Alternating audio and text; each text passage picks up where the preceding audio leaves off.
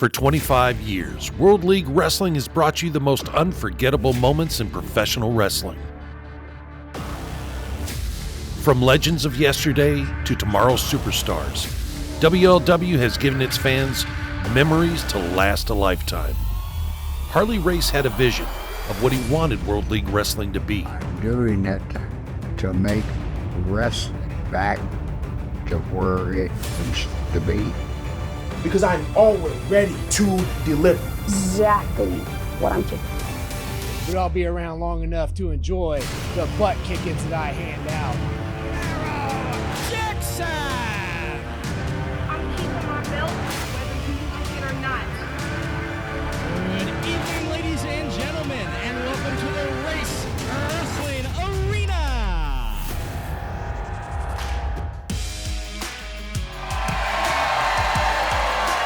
Hello, wrestling fans, and welcome to WLW 25, the 25th anniversary show. I am Sarge Phillips, along with Martin Kadich. We've got, oh wait a minute, we've got a special announcement coming up right now. Joe Galley, the COO of the National Wrestling Alliance.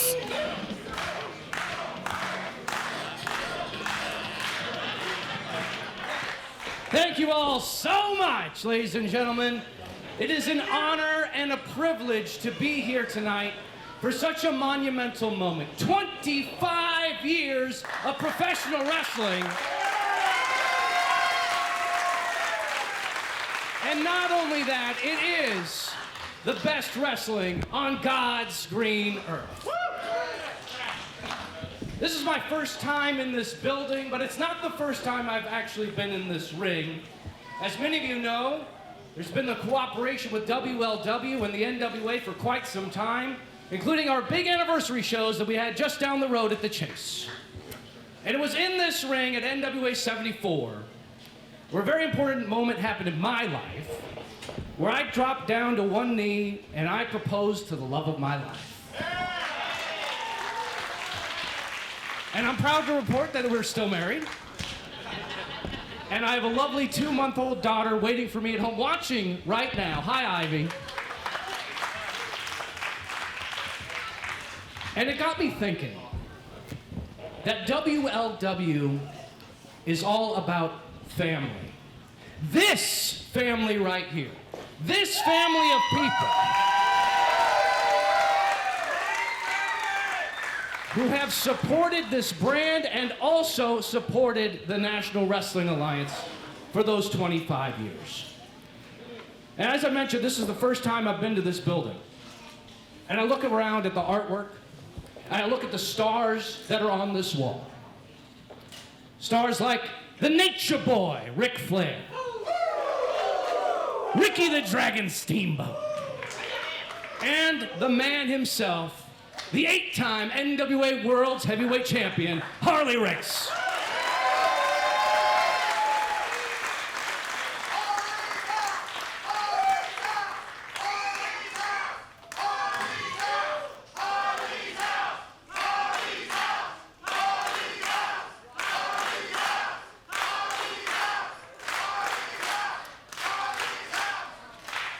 Harley Race is obviously the cornerstone of this organization, but also the cornerstone of the National Wrestling Alliance, and proof that tradition and legacy and respect is what's going to lead to success in the sport of professional wrestling.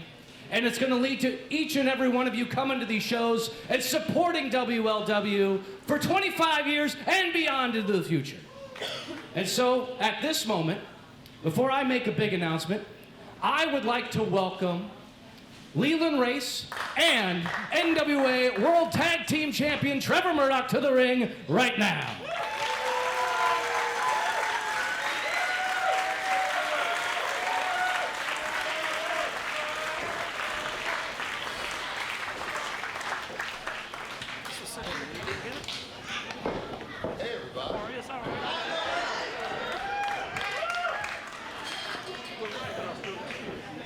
Look at this, always putting in the work, isn't it?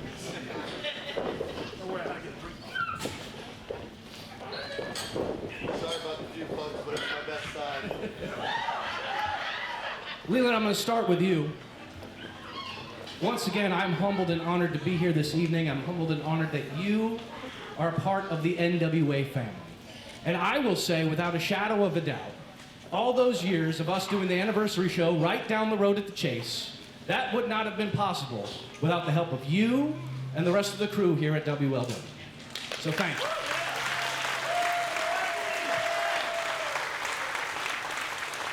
And Trevor Murdoch. I've known you for a long time. These fans have actually probably known you for longer. As a former NWA World's Heavyweight Champion and as our current NWA World Tag Team Champion, you are the living example of what it means to be a professional in the sport of professional wrestling. No one does it better than Trevor Murdoch. So at this moment, I'd like to officially announce, on behalf of the National Wrestling Alliance and our owner, William Patrick Corgan, that WLW, as of this moment, is now in official NWA territory.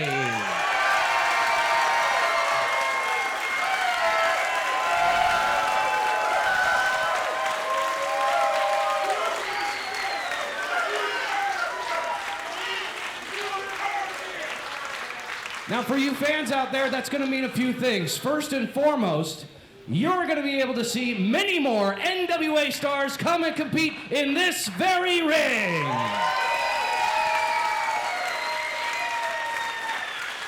And that includes our NWA World's Heavyweight Champion, Tom Latimer, our NWA World Women's Champion, Kenzie Page, and so many more.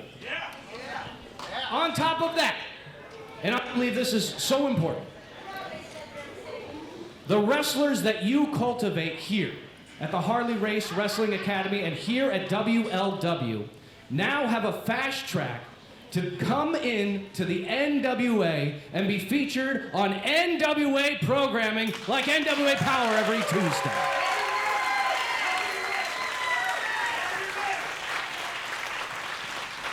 And finally, as of this evening, your WLW Heavyweight Champion is now an officially recognized NWA champion.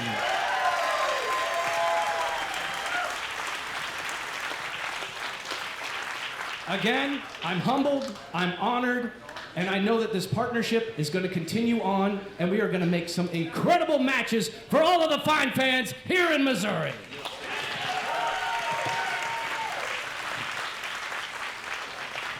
No, this is your house. This is everybody's house, and I want everybody to understand what that means.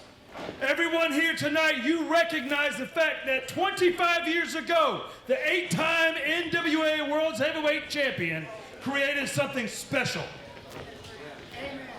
That's right, and there's nothing that can touch it by a long shot. I see Bull Schmidt, that young buck over there. We got Adam Leggett, a guy who's crazier than most people would ever think of being. We got Attila Khan, formerly known as drill instructor here at the original World Legion Wrestling, Darren Wade.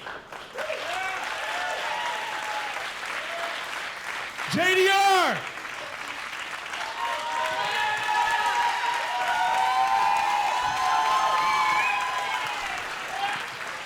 Where's Darren Wade?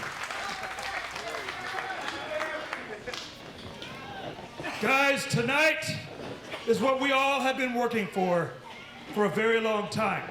But the work doesn't stop here. We are sold out.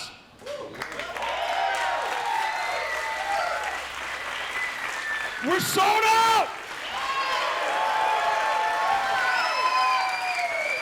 Darren Wade, there you are. I found you. You can't hide from me. Tonight is where it all starts again, and tonight, this is for all of you. World League Wrestling, now part of the NWA. Joe, I want you to understand how much this moment means to myself. I'm sure I can echo that Trevor also thinks the same, and we look forward to what World League Wrestling brings to the NWA table.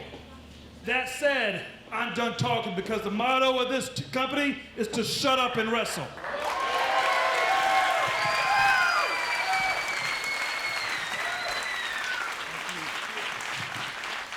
Everybody have a great time. And we're going to shut up and wrestle starting right now. The NWA Junior Heavyweight Championship is on the line as Alex Taylor defends against Sean Logan. And you're also going to see the WLW Tag Team Championship Dysfunction going against Austin Mulitalo and Blade Lennox for the tag titles. WLW Ladies Division Gold on the line as Tootie Lynn Ramsey takes on Skylar Sparks. And NWA Mid-American Champion Jeremiah Plunkett defends his title against the Legacy Leland race. The WLW Junior Heavyweight Championship on the line. Moses, the Deliverer, taking on Rahim de la Suede. And then Superstar Steve, the WLW World Heavyweight Champion, defends against Camaro Jackson. And we kick off this event with a top rope battle royal for the #1 contendership to the WLW Heavyweight Championship. Please welcome the participants.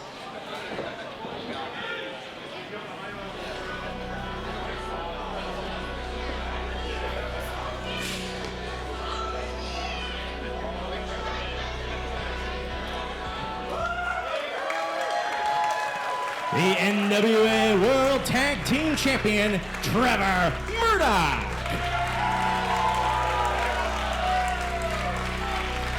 From Nebraska, the Natural, Atlas Armstrong. Standing 6 feet 8 inches tall, 275 pounds, Big Mike Maverick.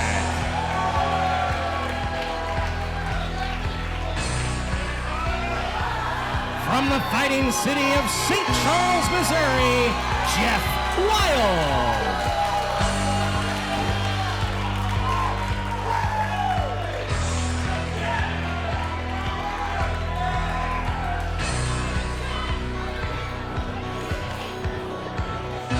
From Russellville, Missouri, All Day, Eden Riley.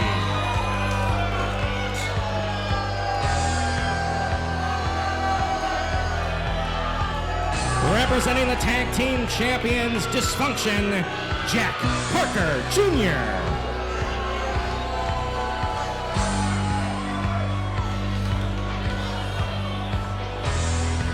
From the mountains of Mongolia, the former World League Wrestling Heavyweight Champion, Attila Khan.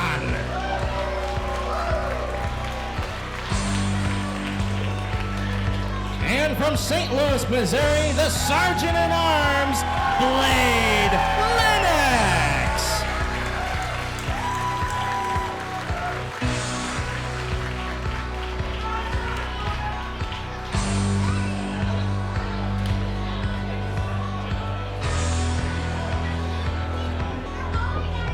And what a historical night we have here, WLW 25 and this Battle Royal. It will determine the #1 contender to the WLW Heavyweight Championship, which is now a recognized NWA title. That's right, and raising up the stakes as well by putting that NWA tag on it. It means more than it ever has before, and you can see these gentlemen in the ring going at it for how much it's worth, how much it means to them to be able to be the next person to raise their hand as the NWA World League Wrestling Heavyweight Champion. Well, what's so interesting about this match right here, right now, though, Martin, is you have past, present, and future of World League Wrestling in that ring. That's right, and you can see it with the matchups right here. Trevor Murdoch versus Jack Parker. You got Jeff Wild and Aiden Riley going at it in one corner. You got Attila Khan standing center of the ring, just waiting to see who he can mess up next. I've always loved Battle Royals because it's just pure chaos in the ring, and that's what we're seeing right now. Oh, and a huge boot. And this young man 6'8", 275 pounds. And just going broke on the smallest man in the ring against Aiden Riley there. And you think he has to be thrown out real fast. But look at the little scrapper go. But Mike Maverick doesn't care. He just wants to beat on someone. He goes straight across the ring to Atlas Armstrong. And now they're all three. Well, there you are, Attila Khan going and picking on the biggest, tallest man in the ring. And to some great effect there. You can see Maverick fighting back. Oh, and look here, past and future teaming up on Jack Parker Jr. with those chops. And if they'd have stayed in there, they could have probably got Jack Parker out, but I think Trevor Murdoch sees somebody he knows. And there it is, Trevor Murdoch and Attila Khan once again in a WLW ring fighting each other as Blade Lennox is eliminated. And there's just so much going on in this match, folks. It's hard to keep up with what's going on. You can see Aiden Riley, he's got Atlas Armstrong in trouble, and he's fighting back as two WLW legends are right there on the side of the ropes. Either one could throw the other out. And Jeff Wild in deep, deep trouble between Jack Parker and Big Mike Maverick. And there is one thing that you can do. Let your eyes be the talk of the action. Because, wow, oh, look here. All Day Aiden Riley on that top rope. Atlas Armstrong trying to get him up over it. To do everything he can to keep from getting thrown out. And Attila Khan comes over and busts up the whole mess there. And it's just a reset for the action on that side of the ring. As you can see, Jeff Wild and Jack Parker just giving all they got against each other. And suffice it to say, when you go over that top rope, both feet must hit the concrete floor.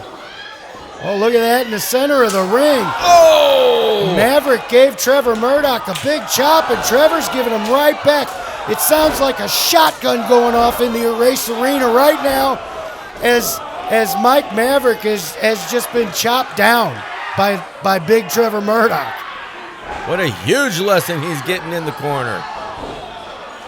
Attila Khan all over Aiden Riley there for a moment, but then right back to Trevor Murdoch again. Never one to miss a chance at a cheap shot, especially against someone like Trevor Murdoch. Oh, Jeff Wild holding on for dear life. Jack Parker's going under the bottom rope here. And he just pulled him down. Wild eliminated. Jeff Wild went over the top rope. Jack Parker didn't, and that's why Jack Parker remains in this match. Wait a minute, not for long. And Jack Parker Jr. eliminated, and now we're down to 5. Attila Khan all day. Oh, excuse me. We're down to 4. And you can see Aiden Riley trying to get a hold of them ropes, but he couldn't get a strong enough grip. And we got Trevor Murdoch and Mike Maverick fighting in one corner, and Armstrong getting eliminated by Attila Khan.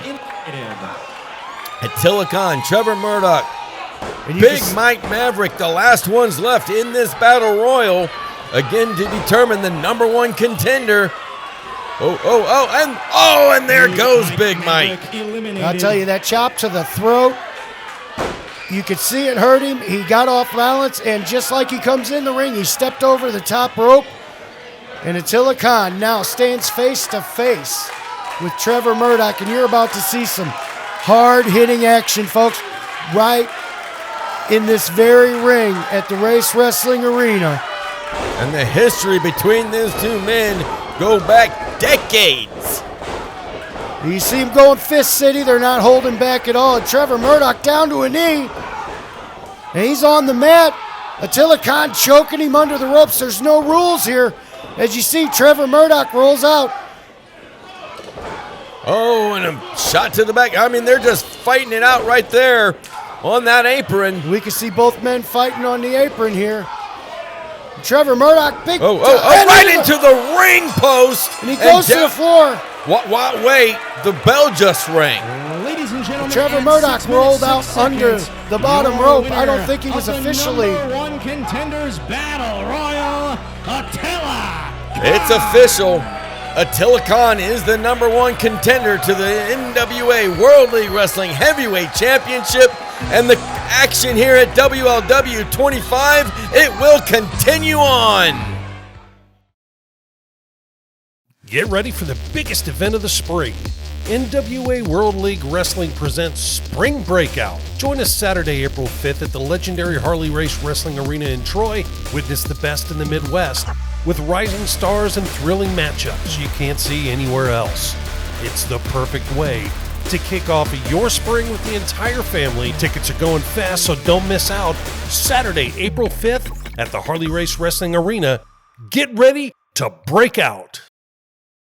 On Friday, April 11th, get ready live pro wrestling as NWA World League Wrestling is coming to Central Methodist University, featuring top stars of NWA World League, including current NWA Tag Team Champion Trevor Murdoch, World League Wrestling Heavyweight Champion Camaro Jackson, and many more. Tickets are on sale now at www.harleyrace.com, so grab yours today and be part of the excitement. Our next contest is for the NWA World Junior Heavyweight Championship. Please welcome to the ring first, the challenger. And what a match this one is going to be. And Martin Alex Taylor, the NWA Junior Heavyweight Champion, can't forget that he's also a member of the Southern Six. Well, they wouldn't let him forget it if he wanted to in the first place, with Aaron Stevens right there by his side the whole time. But what about this opportunity for young Sean Logan? He's been fighting as hard as he could for as long as I can remember to get a chance at some gold, to get his hands on some gold.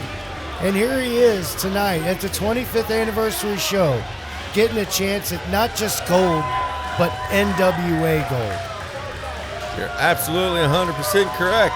And something else that we didn't get the chance to talk about during that Battle Royal because of all the action that's going on, how about the announcement that Joe Galli made at the beginning of this show? Now World League Wrestling, a part of the NWA family as a territory, the opportunities galore. That's right, and it just shows you just a little bit what World League Wrestling brings And to the now, table. please welcome the world's junior heavyweight champion. We see what World League Wrestling brings to the table when we can pack the house here at the Harley Race Wrestling Arena and bring in names like Alex Taylor, like an Aaron Stevens, like Trevor Murdoch. Over the years, we've shown that we can compete with any of the big boys that they want to bring to it. And what a feather would it be in Sean Logan's cap to be able to pull out the upset tonight against this young man here. It would be quite a huge feather in that cap, as you say. Alex Taylor is just walking around the ring. I think he's taking a little bit of time here. Maybe he's trying to size up his opponent in the ring as he goes around and talks to the fans, because he's certainly not shaking hands and kissing babies. Absolutely not.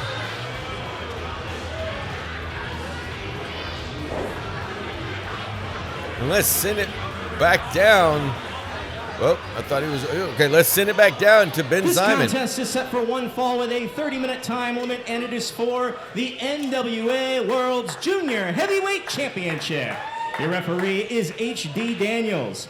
Introducing first the challenger from Chicago. He weighs 200 pounds. Sabotage, Sean Logan. And his opponent from Nashville, Tennessee, weighing 206 pounds, representing the Southern Six. He is the defending NWA World's Junior Heavyweight Champion, too hot to trot, Alex Taylor. And you can see this, hear it right on the screen. The fans have seemed to choose a side. you know the fans generally don't have a whole lot of love for Sean Logan, sabotage as they call him. But he is World League Wrestling through and through, and the fans here at the Race Wrestling Arena kind of see this as a WLW versus NWA matchup, which it is. Which it is. It is very much so. And it's almost nice to see, even though the stuff he's pulled here, see the fans behind him and maybe give him that little touch of a home field advantage against Alex Taylor here. But also, Sean Logan's got to be aware of the tactics that the champion will pull, just for the simple fact that he is a member of the Southern Six, along with Kerry Morton and Thrill Billy Silas. Well, and the other is Aron Stevens, which, unlike I thought, we do not see him outside the ring for this match. And I don't know if that's a plan for later. Maybe Sean needs to keep his head on a swivel here with all of the threats that could come out that curtain or from anywhere in the crowd, really. And I know that the fans here at the Race Wrestling Arena absolutely excited about seeing this championship match, but this is just the first of 6 championship matches that we're going to see here at World League Wrestling 25. Exactly. For as big as this match is and for what's at stake here, this and the Battle Royal were just appetizers for what's to come. As Alex Taylor, what a body slam, just full extension on Sean Logan there, and you can see it's really, really working on that lower back. Both of these men kind of evenly matched here, Sarge, if you notice. As they go to a lockup and Sabotage able to get the headlock, but he's getting shoved off right away. Big shoulder block. Sending the champion down on and big body slam right in the middle of the ring. Anything you can do, I can do too. And I think Sean Logan did it better because Alex Taylor's calling for a timeout. There's no timeouts in wrestling. I believe H.D. Daniels just told him that, but... Oh, but the champion, he caught the challenger's throat right across that top rope, and now in taking advantage of the situation. Well, he's playing possum on the outside, waiting for Sean Logan to come in, and he got what he wanted, but Sean able to reverse it into the corner with a European uppercut, and a big bulldog. And this is what the challenger's got to do. He's got to stay on top. Well, he's got to stay on top of him. That's what I was going to say, but could have gone for a pin. Oh, but he got tied up. They gave Alex Taylor just a little bit too much time. You can't leave a champion lie in wait like that for very long. And now Sean Logan taking pummeling fists to the forehead, and that could just flat knock you out and the match would be over. By the hair and a clubbing blow again to the upper part of the back. You can see the arrogance on Alex Taylor's face as he's choking Sabotage on the ropes there. And a little kick to boot at the end of that, just a cherry on top. But Sean not taking it. He's coming right back up firing. Oh no, Sarge. He's with that knee stopping Logan's progress. A little shaking and rattling going on in the middle of the ring from the champion.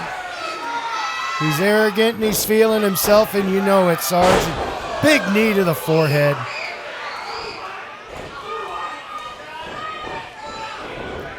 And a cover. And wrestling fans, get your tickets right now for Spring Breakout, April the 5th at the Race Wrestling Arena. Get your tickets at HarleyRace.com. You'll see great action just like you're watching right now. 1, 2, and the challenger getting close. He shocked Alex Taylor there, and Sean Logan got deep into the 2 count. And on April the 11th, Plunkett Fieldhouse on the campus of Central Methodist University, it's Slammiversary. Get your tickets at HarleyRace.com before they're gone. And they will go fast, just like Sean Logan's chances of winning this match with all the extracurricular there he was getting from Alex Taylor. He's going to send Logan straight on across. Oh, and a hard throw into that turnbuckle.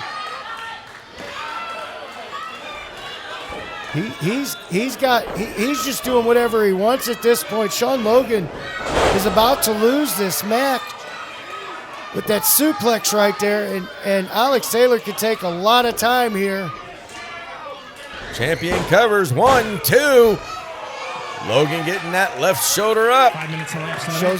It shows a lot of will to continue to keep going after all the punishment he's taken, but you see him having trouble getting to his feet or even to his knees here. And trying to use the ropes, and Taylor just on the attack. Arrogantly putting his foot to the face of Logan, and now just staying on top of the challenger. Well, and that's what you got to do to be a champion in the NWA or the world or WLW. And Alex Taylor just putting on a clinic here against Sean Logan. And here he comes again. Oh, Logan being able to get out of the way. When you hear that crowd, this is the chance that he needs right here. He needs to get up off of that mat. He needs to suck it up and get in there and just put it to Alex Taylor right now. Start taking the fight to the champion himself, and here he goes. Oh, a quick thrust to the chop. Oh, back body drop. Able to keep fighting. Big clothesline from Logan. Shoulder block. Drop kick following up. He's got him right where he wants him, Sarge. And here he comes again. Oh, up and over the top rope. Oh, he but a blocked block. He blocked him for sure. And he's going to climb. And a cross body. We may have a new 1, 2. Oh, the champion getting out. And just able to get that shoulder up. He didn't kick out. He didn't roll out. He didn't power his way out. He just barely got that shoulder up. If Sean Logan can get back in there and get back on the attack, which it looks like he's getting. Oh, no. He definitely caught the champion by surprise. Coming across with that bare knee. Oh, right into that turnbuckle now. And where it would have been super effective, it hurt Sean Logan, and there's that spinning DDT. 1, 2. Oh, I thought he was about to retain. He took every last ounce of energy Sean Logan had there to kick out. He's got to get back up. He's got to start mounting some more offense. He had it rolling, and now he's about to lose the match. He can't take another big impact move like this. For this match, both men showing the resiliency. Just when you think it's over, it's not. And he's got his legs outside the ropes, and he's going up. And neither one of them wants to get knocked down from that height. And you can see, oh, a huge foot right to the side of the face, it looked like. Alex Taylor looks like putty and if he sabotages hits this superplex, he could cover and get it. It's whoever can capitalize on this moment. Both men look out of it. Alex Taylor rolling over onto his. I think it's just whoever can make the cover first. I can't imagine someone kicking out of something like that. Referee now in his standing count. He is up to 5. That superplex looked like it shook the building, Sarge. Both men struggling to get to their feet, but Logan first with the left, or with the right, I mean. And never one afraid to use his fist. Sean Logan and Alex Taylor just having a fist fight in the center of the ring right here. And it looks like Sean Logan's getting the better of the situation off the ropes. And a reversal. Oh, and a drop kick right to the chest. It looked like it got Sean Logan's throat too. He's got him up in the fireman's carry. Oh no! 1, 2, 3. And Alex Taylor is going to retain the NWA Junior Heavyweight Championship. And that was an impressive victory by Alex Taylor. He knows he was in a fight tonight, Sarge. Your winner by pinfall, and still the NWA World's Junior Heavyweight Champion, too hot to trot, Alex Taylor.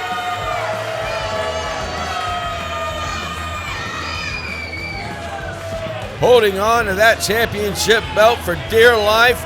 And fans, WLW 25, we're going to continue on right after this. Saturday, May 17th, the National Wrestling Alliance makes its triumphant return to Philadelphia. Get your tickets now to experience all the hard-hitting competition of the stars of the NWA live and in person. It's an evening of main event competition guaranteed to keep you and your entire family on the edge of your seats. The 2025 NWA Crockett Cup in Philly. Don't wait. Grab your tickets today at NWALiveEvents.com.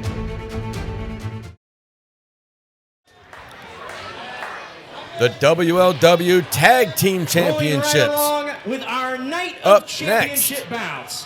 Our next contest is for the World League Wrestling Tag Team Championship. Dysfunction, Brandon Espinoza, Kyle Roberts, and you've got to throw in Jack Parker Jr. as well. You never know who's going to be there. Well, and you know they consider these two young bucks a threat. Austin Mulitalo, Blade Lennox, both of them have been on very successful streaks lately, and now they're teaming up against the tag team that's killed all the tag teams in World League Wrestling lately. The Blazing Guns, astonishing Austin Mulitalo, the Sergeant-at-Arms Blade Lennox, separate stories, I guess you could say, going up against Dysfunction. But because of Dysfunction, the two of them coming together, Blade Lennox making his debut at Fort Leonard Wood right off the bat, had to deal with Dysfunction. And then Austin Mulitalo, Night of Champions 5, tagging with Jack Parker Jr. in a six-man tag against Dysfunction. And Jack Parker Jr. doing the number of turning his back on his tag team. 100%, Sarge. There's a lot of history for these two men with Dysfunction. Dysfunction has tried and successfully bullied both of them at times. And these are fired up young guys, and they're ready to rock the world of Dysfunction tonight. And I think they got a good shot at those tag team titles, And even now, with Jack Parker. Please welcome the champions.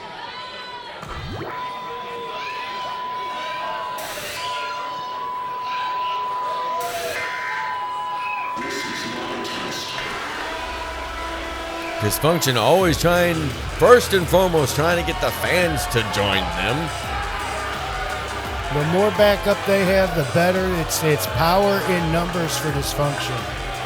And while they've been at three for a while, that is a dangerous three men right there. Kyle Roberts on the left, Brandon Espinoza in the middle, big Jack Parker Jr. on the right. And there it is. They're telling Jack Parker to come down to the ring. They want that added insurance. And that's more than a mere distraction when Jack Parker's outside the ring during the match. Well, it'll definitely impose a problem for the challengers. They're going to have to stay focused on Brandon Espinoza and Kyle Roberts if they want a chance at capturing the WLW Tag Team Gold. Well, I can tell you right now that Dysfunction has been in such control that maybe, just maybe tonight, they could be taking the Austin Mulitalo and Blade Lennox. They could be taking them too lightly tonight. They've defeated both of these men on several occasions This and match, outwitted them. set for one fall, has a 30-minute time limit. It is for the World League Wrestling Tag Team Championship. Your referee is Caleb Barton. Introducing first, the challengers by way of St. Louis, Missouri and Auckland, New Zealand. They are the team of the Sergeant-at-Arms Blade Lennox, the Astonishing Gun Austin Mulitalo, the Blazing Guns. The fans here at the Race Wrestling Arena 100% behind the challengers. And their opponents, They are the defending World League Wrestling Tag Team Champions, accompanied by Jack Parker Jr. Tonight defending the title, Kyle Roberts and Brandon Espinoza.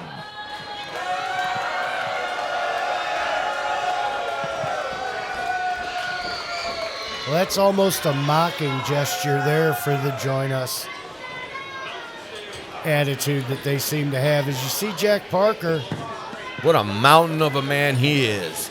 he doesn't seem to be getting down off of that apron, and he's geared for war tonight himself. We did see him in that battle royal that's kicked off WLW 25. You can see Austin Mulitalo taking exception to Jack Parker's presence. And he leaves the opening for Kyle Roberts and Brandon Espinoza to take advantage of the situation. Well, Jack Parker did just enough to distract the challengers so that Dysfunction could get the jump on him. And now Austin Mulitalo, as the bell rings, already in Dysfunction's corner. Putting the boot to the chest and running across and nailing Blade. And continuing with the pummeling on Austin in the corner. That looks like they've taken on the mantra from Jack Parker that they don't work by the hour. And they're trying to put Austin away as fast as they can. You can see the compression just putting his foot across his throat there and kicking him into that turnbuckle. And another tag to Brandon Espinoza, and Austin getting his knees up. But that is one thing about Dysfunction, you got to say, they do tag quickly to keep the fresh man in. But Austin turning the entire momentum to his side, and a big body slam right in the middle of the ring.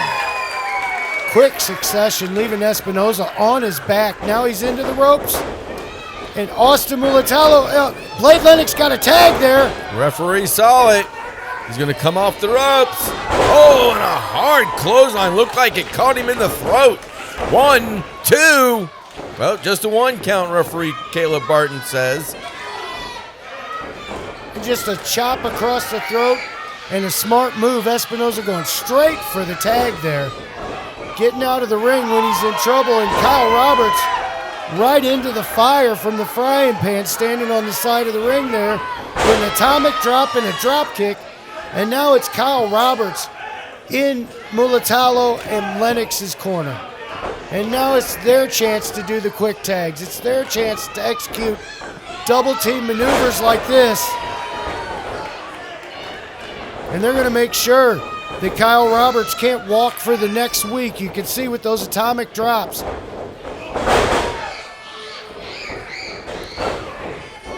And Blade Lennox, I think he was about to try and do a drop kick with him, but Austin Mulitalo just quick to the punch. Well, and those little miscues as a tag team can be the things that tear you down in the end.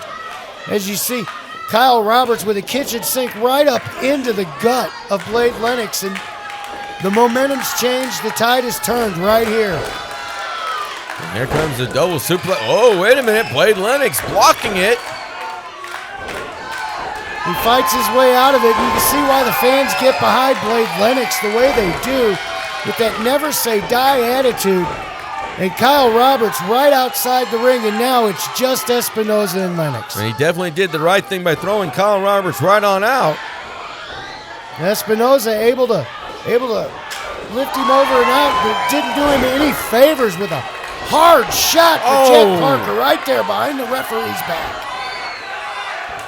And Espinoza able to make the tag, and Kyle already on the outside, and Jack Parker just playing interference there, denying Austin Mulitalo a chance to help his tag team partner out in this situation.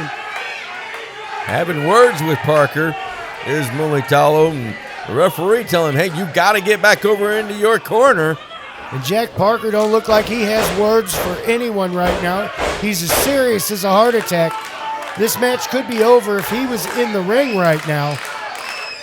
Espinoza outside the ring with Blade Lennox still, all behind the referee's back. Oh, and another stomach shot from Jack Parker Jr. He's going to pick him up. Oh, and he drops him back first right on that hard part of the apron. And this could be it. Blade Lennox hasn't been tested like this yet in World League Wrestling. With just a 2 count as Lennox was able to kick out, but wow, what a toll he's taking right now. Blade Lennox just spent almost the last minute and a half of this match fighting against 3 men at the same time, basically.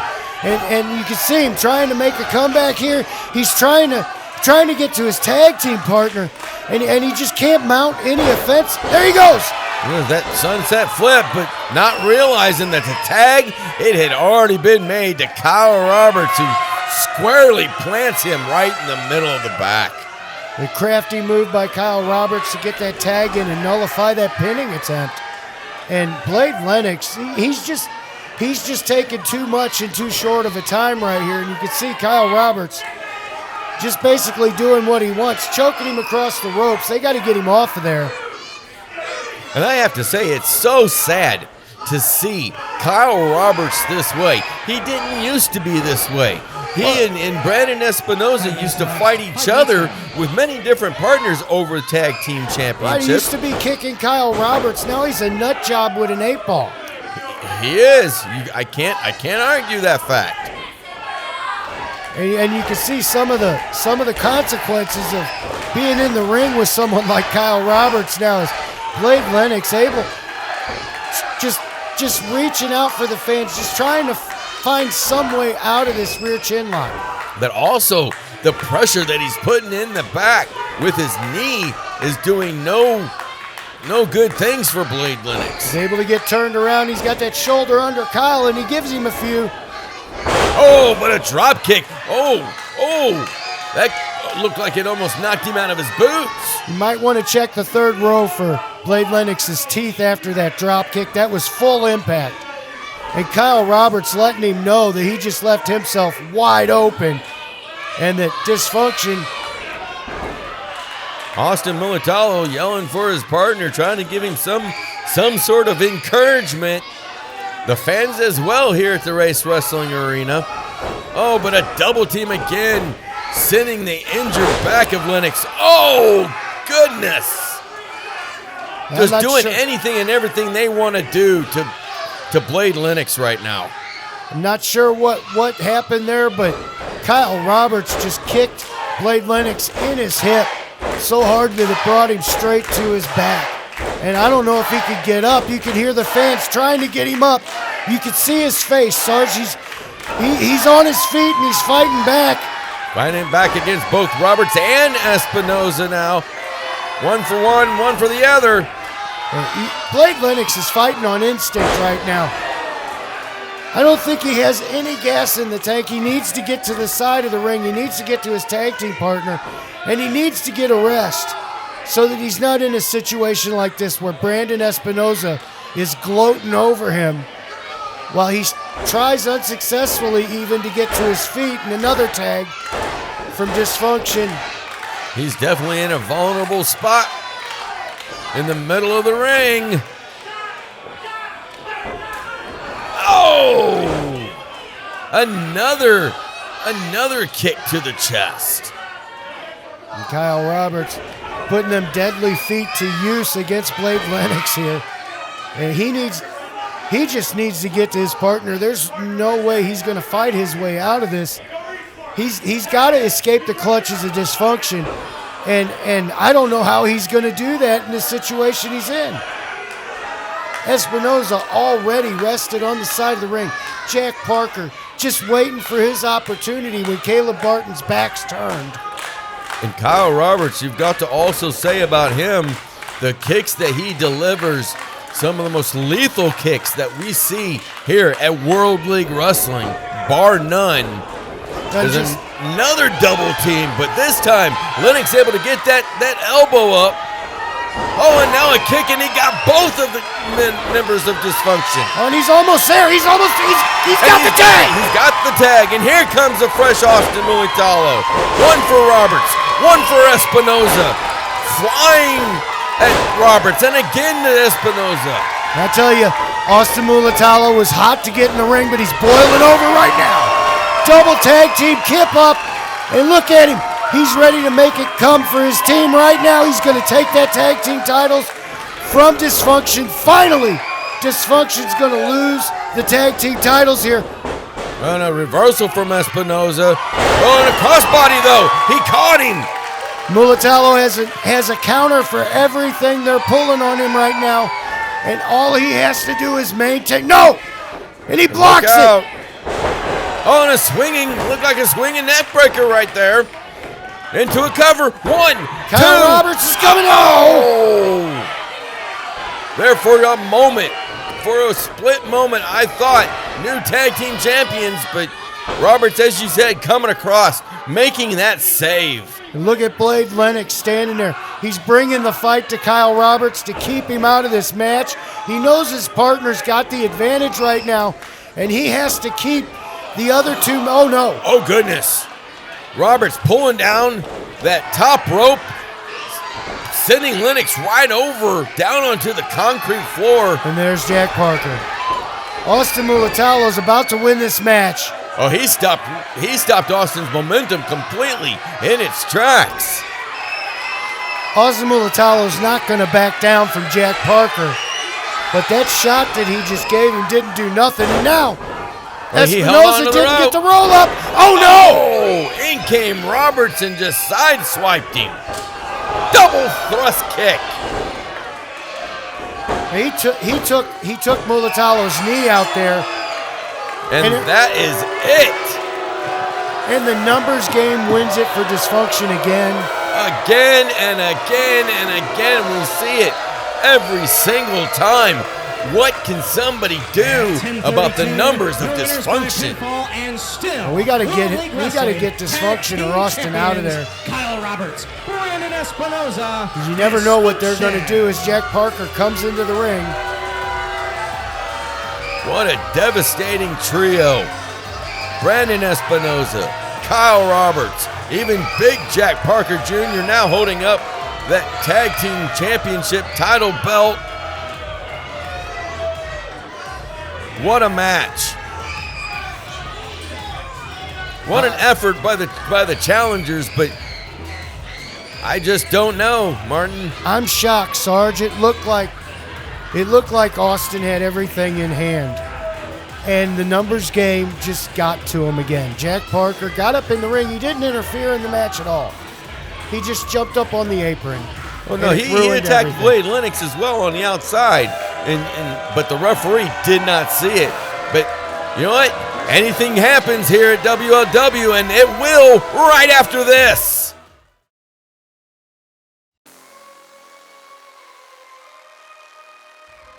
Honestly, it was pretty intense.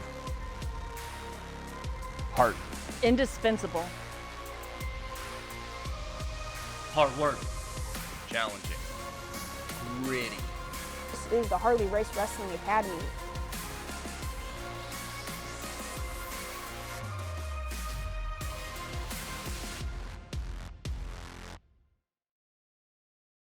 NWA Mid-America Heavyweight Championship. Please welcome to the ring first, the challenger.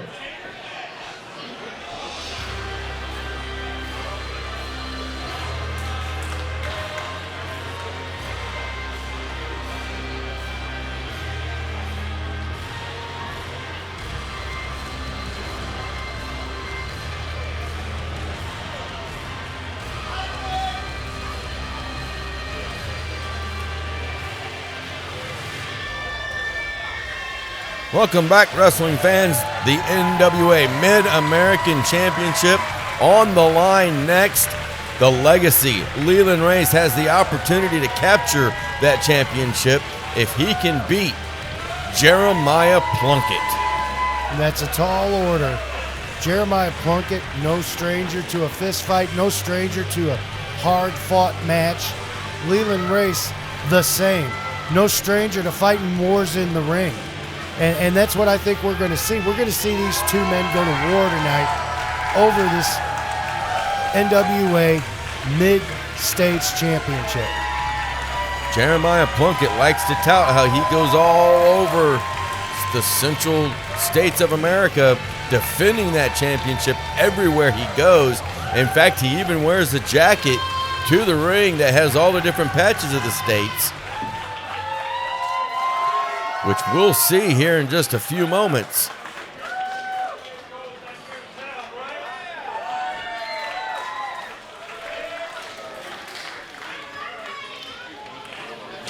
The Legacy excited and ready to see this match get underway.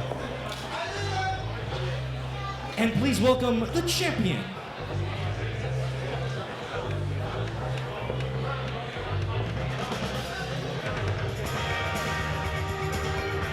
Jeremiah Plunkett. As I said, I've been all over the United States, but especially here in the mid-states area with that champion. Oh, wait a minute. The NWA Manager of Champions, Aron Stevens, coming out with Jeremiah Plunkett. This does not bode well for the Legacy Leland race with Aron Stevens out here, Martin. It may not bode well, but I can tell you right now that Leland Race is no stranger to having to fight more than one person in that ring, and he's not going to back down 1 inch just because Aron Stevens is outside. I think more that he has that Missouri patch on his jacket there, and he's proud of being able to have that patch, but he's going to earn it tonight against Leland Race, no matter who's outside to help him out if that's what he wants. And the fans here at the Race Wrestling Arena 100% behind the Legacy. And as Mr. Stevens and Jeremiah Plunkett going around the ring didn't like it too much.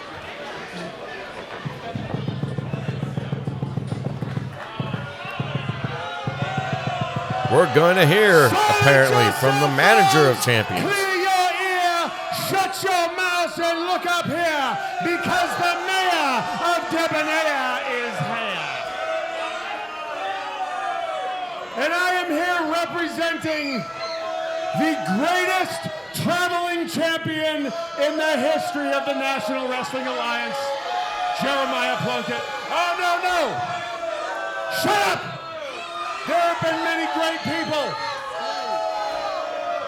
to come through the NWA, but there is no traveling champion greater than this man. Let's have a round of applause. Well, I mean, right here in this building, he's going to say something like that. Yep, an extremely bold statement here at the Race Wrestling Arena with the history of the man that made World League Wrestling.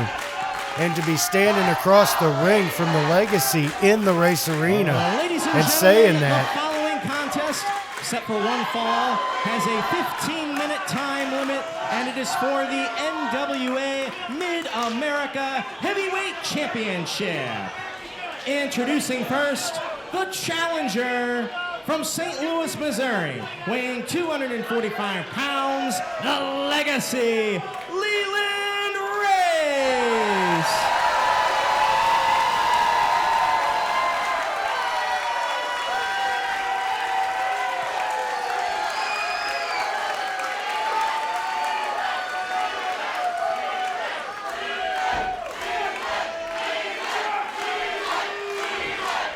And we know Aron Stevens don't like this, but that's what he's got to deal with tonight if he's going to assist Jeremiah Plunkett. Accompanied to the ring by Aron Stevens. From the Tater Peeler Ranch in Las Casas, Tennessee, he weighs 247 pounds, and he is the defending NWA Mid-America Heavyweight Champion, wrestling's last journeyman, Jeremiah Plunkett. And one thing about this Mid-American Championship title is always a 15-minute time limit for the defense of that that championship, which means the challenger, he doesn't have time to mess around. He's got to take it right to the champion from the get-go and keep the pressure the entire match. Well, and that's exactly what Leland Race plans to do, I'm certain. He's not a slow starter in matches. He's not a wait-and-see kind of guy. He's a get out there into that ring and kick some butt kind of guy. And I'm looking forward to this. I have full faith, just like this race wrestling arena fans have, that Leland Race can turn the lock on this man and take this title away from him. Well, it just takes one time, Martin, that GTS, the go to sleep that Leland applies. If he hits that, we're looking at a brand new Mid-American champion. Well, I've got to think. Both of these men's just been waiting for that bell right there so that they could get in each other's faces and have this match, and that's what they're going to do. You know, Aaron Stevens may be outside the ring, but Jeremiah Plunkett is not scared of mixing it up at all. Well, one thing that we just saw that I am surprised of, Jeremiah Plunkett shaking the hand of Leland Race, showing a little bit of sportsmanship, even though he does have Aaron Stevens in his corner. There's going to be a clean break there from Leland Race, and well, a second clean break in a row. And that's another showing of sportsmanship and respect between these two. They both know each other. These are not two guys who don't know each other, and they know what they're up against. Champion wants to do a test of strength.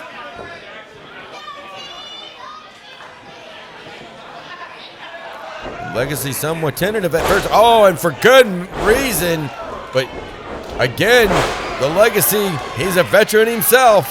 He has a nice arm drag there to take him down to the mat, and Leland Race was ready for him to try some foolishness right there. And Leland Race now in control, working over the arm and shoulder of Jeremiah Plunkett. Able to get him in that corner, and he's going to have to break that hold. Oh, but a hard elbow shot right to the neck, side of the face area of Leland. And the time of clean breaks is over now in this match, because if he's not going to show respect and he is not going to show sportsmanship, Leland Race certainly isn't either, and here we go. He tried to chop Leland, but that's the wrong thing to do to Mr. Race. You see Aaron Stevens trying to reach after Leland as he was walking across the ring there. Unable to get that ankle, and Jeremiah Plunkett now in a little bit of trouble here as Leland starts working on that shoulder again. He's going to make it so that arm don't work. He wants that arm to stop working. And has him completely away from the ropes in the middle of the ring. Great ring awareness, as always, by the Legacy. But the champion, oh, wait a minute. Here comes Leland again. A hip toss into an arm drag there, and Plunkett back on the mat, back with his shoulder locked up and taking down. Oh, and just right into the joint there. Just driving that knee and twisting up the arm afterward. And Leland Race has chosen his body part, and he is working it over, folks. Oh, and a reversal again from the champion, but another chop. Well, you can see he's doing those shoulder blocks, but they're having an effect on Plunkett too, because he's already had that shoulder worked on and tore up a little bit, and Leland Race just levels him right in the middle of the ring. Back and forth there for a moment, but the challenger, he's taking the advantage again. Right back into the corner. You know Daniels is going to get in there and separate that. Taking all the time that he needs. The champion trying to take a shortcut again, but... Well, Leland Race looked like he was expecting that from Plunkett. Yes, he was. He looked like he was expecting that from Jeremiah Plunkett to come out of that corner firing like that. And he was waiting for him in ambush, and you can see the effects of it with Aaron Stevens out there trying to psych up Jeremiah to get back in that ring. The champion looks like he needs a breather. And just kill as much time in that 15 minutes as he can, I guess, Sarge. the less time that the champion or that the challenger has, the better for the champion in these situations. And that's exactly what he's doing. He's wasting as much time as he can. Leland needs to go after him here. He knows what he needs to do. And finally, the champion slides right on in. But that's one thing that right now with the legacy, he's not rushing in too quick, being caught off guard. You know, he's taking his time, measuring up Jeremiah Plunkett. Well, you could see it in his face right there. Leland Race knows he can win this match. It's just doing the deed. As Jeremiah Plunkett gets the better of Leland Race with that kick into the ribs there. 5 minutes elapsed in the match. 5 minutes down. On a back body drop from the champion. And Jeremiah Plunkett able to turn the tide of this with, you hear Ben Simon saying 5 minutes have surpassed in the match. And that's only 10 minutes left for either man to get a pin here before the match is stopped. And wrestling fans, up next, the WLW Ladies Division Championship is going to be on the line as Tootie Lynn, she will defend against Skylar Sparks. As Leland Race just tossed Jeremiah Plunkett right outside to the concrete. And probably not to his advantage in this situation to put him back out there for an extra rest and 10 count if possible, while that clock, that precious clock, just ticks away on Leland Race's chance of winning this Mid-American Championship. And he knows it. That's why he's going outside. And here comes Jeremiah Plunkett to meet him, but oh, and a chop. Another chop from Race. Leland Race, if he has to, he's going to brawl with you on the outside of the ring, on the inside of the ring, out back. It doesn't matter. And Jeremiah Plunkett's coming up behind him fast. Oh, shoulder first, right into the ring post. And the challenger's down on his knee. Jeremiah Plunkett just climbed back in the ring to break that count. But that was the equalizer that he needed after all that work on his shoulder. And Leland Race in trouble. Now he's just got to, Jeremiah Plunkett's just got to capitalize. And that's exactly what he's doing now. He has Race in that corner, and he's going to start going to work on that injured shoulder and arm. They're both trying to mobilize each other's arms. You see the joint manipulation from the Mid-American champion as he twists Leland Race's arm up, and he's going to put it on the mat. And don't look if you're squeamish. Oh, he drove it right into his ribs. He might have broke a couple there. I thought he was going to stomp on that elbow. You're working on that arm like the champion is. Less fish hook. Yes, it is. Less strength in the arm to hook a leg in case a pinfall is to be made later on. Well, you can see him forcing H.D. Daniels to make him break that fish hook on Leland Race. If he'd have disqualified him, then Plunkett retains. Oh, and a headbutt this time, but the champion feeling the effects as well from that. And Leland Race looks staggered right now. He's kind of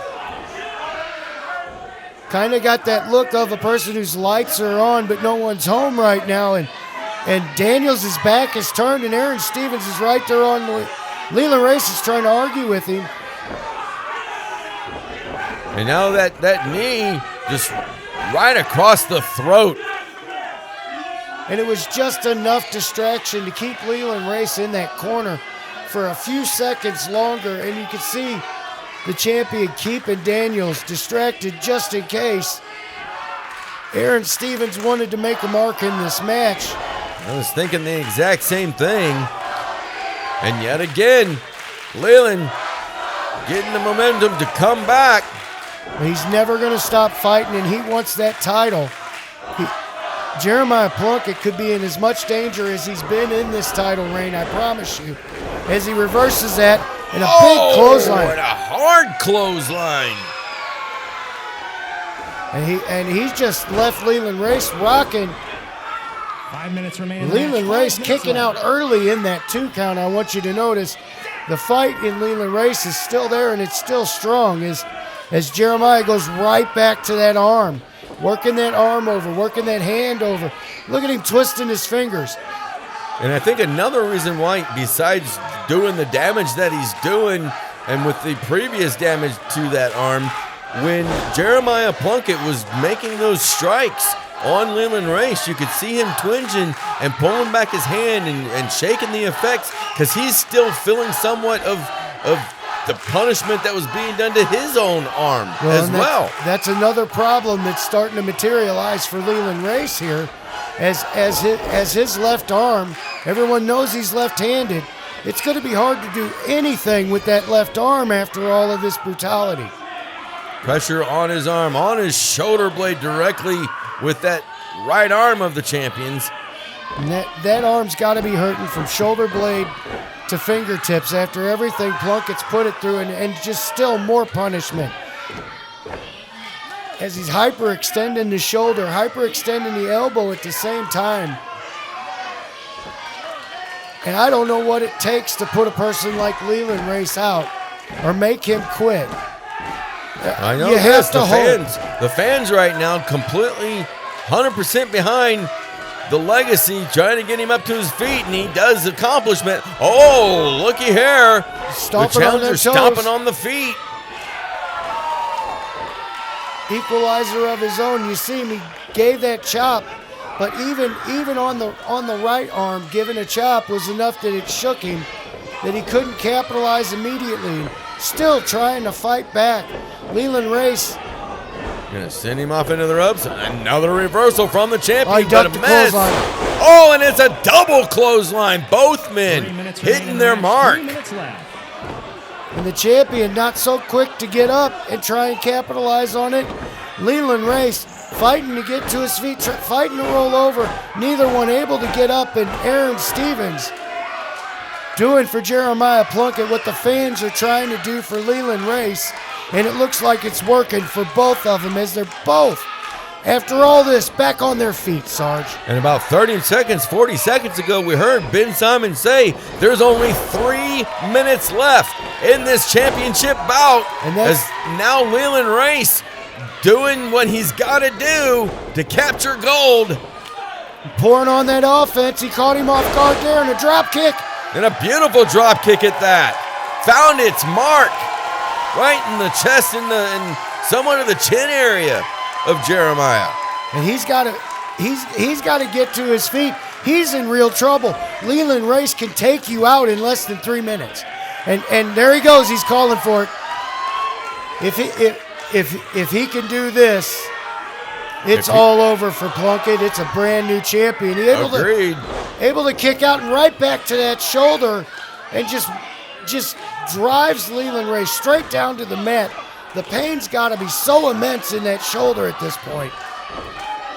But Leland Race is not one to give up. I personally have never seen him tap out to anything along these kind of lines. Besides Leland Race not wanting to give up, it seems to me like Jeremiah Plunkett is more playing defense at the end of this match. As time runs out, he's not trying to win the match. He's just trying to immobilize Leland long enough for the time to run out. Well, that's one of the things about this 15-minute time limit. It's an advantage for the champion. And again, Ben Simon, 60 seconds left in this bout. And he knows he's not going to get Leland to tap out, but Leland's not quitting either. And a roll-up. 1, 2. Oh. Well, he almost didn't have enough to kick out of that. Leland's got a chance here. You just go into the eyes. Just go into the eyes. The boils over in a roll-up here. 1, 2. Just a 2 count. He's got to work quick. Oh, and he dropped the challenger. The champion dropped the challenger right on his shoulder yet again. And there he goes, taking all the time he can to do anything else and just letting Leland have to work his way into winning this match. And there's just, he might make Leland tap out here. 5, 4, 3, 2, 1. And there is that bell. And Leland did not tap out, and the match is over. He needs to let this hold go. Why would he need to go? And he started this match with respect, and now he's trying to tear. Referee H.D. Daniels trying to get him to let go, and he would not listen. And this match is well over. And Ladies and Jeremiah gentlemen, Plunkett is not outside the ring. Has elapsed. Therefore, this And I match agree. is a draw. Jeremiah And I agree. Plunkett will retain the Mid-America Heavyweight Championship. I was about to say I agree that there was no reason for Jeremiah Plunkett to do that. Right now, and everyone watching at home, your local hero just had his arm popped out of the socket. You heard the crunch. He is permanently disabled. NWA Mid-America Champion is the best you've ever seen. Aaron Stevens needs to remember that a draw isn't a win. And give it up for Jeremiah Plunkett. Ladies Division Championship on the line next.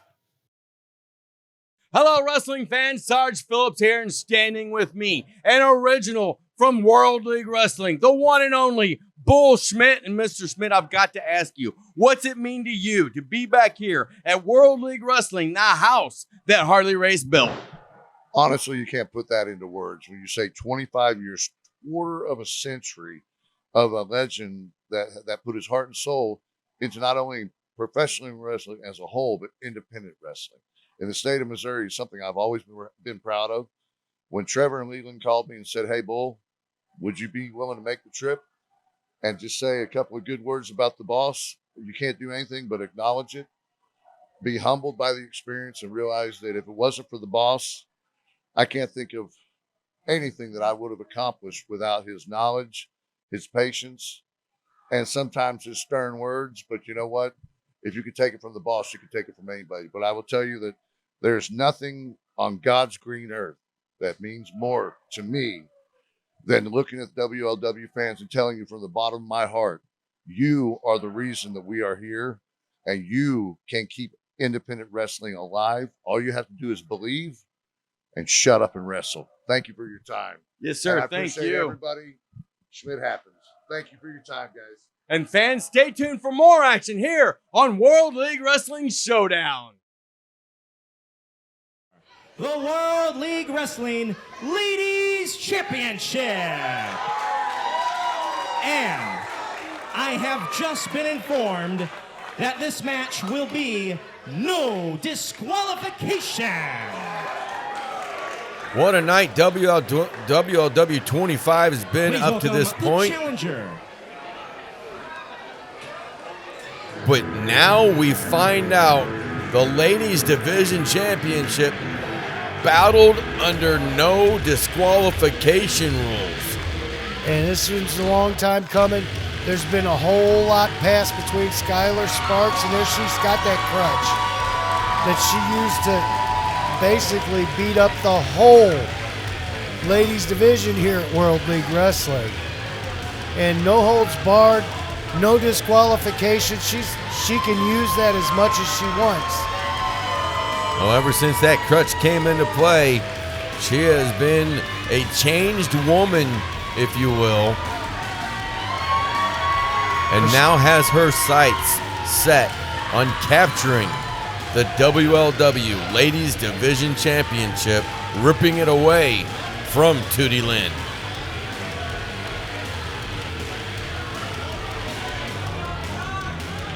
Well, it seems to me like she made up problems in her own head, but it works to her advantage in this situation, because the problems she had with Tootie Lynn, that she invented with Tootie Lynn, really, they've turned into a title shot. Well, but I don't know if we've ever seen a Tootie Lynn as angry as she is right now, as furious as she is with Skylar. The champion. I mean, it all stems first and foremost from Cameron Burnett. And being a friend of the ladies division champion, Tootie Lynn, but also Skylar Sparks questioning about Cameron Burnett. Tootie Lynn saying, you know, you've got nothing to worry about with Cameron Burnett. Then all of a sudden, Cameron Burnett coming in, feigning that injury to get out of a match with Skylar Sparks. And as Skylar Sparks goes to hold open the ropes, Cameron Burnett went to town on Skylar Sparks with that crutch. And from that moment forward is when Skylar Sparks has completely done a 180 and changed completely. Well, it's been made clear that any one of these ladies would do anything that they can to get that title. Now that it's back out being defended, every one of these ladies want to do everything it takes to get that title and represent World League Wrestling as its champion. And that's just what you saw from Cameron Burnett. Skylar Sparks was in her way, and she did what she had to do to remove her from her path to the title. With a 30-minute time limit, it is a no disqualification match for the World League Wrestling Ladies Championship. Introducing first, the challenger from St. Louis, Missouri, Skylar Sparks.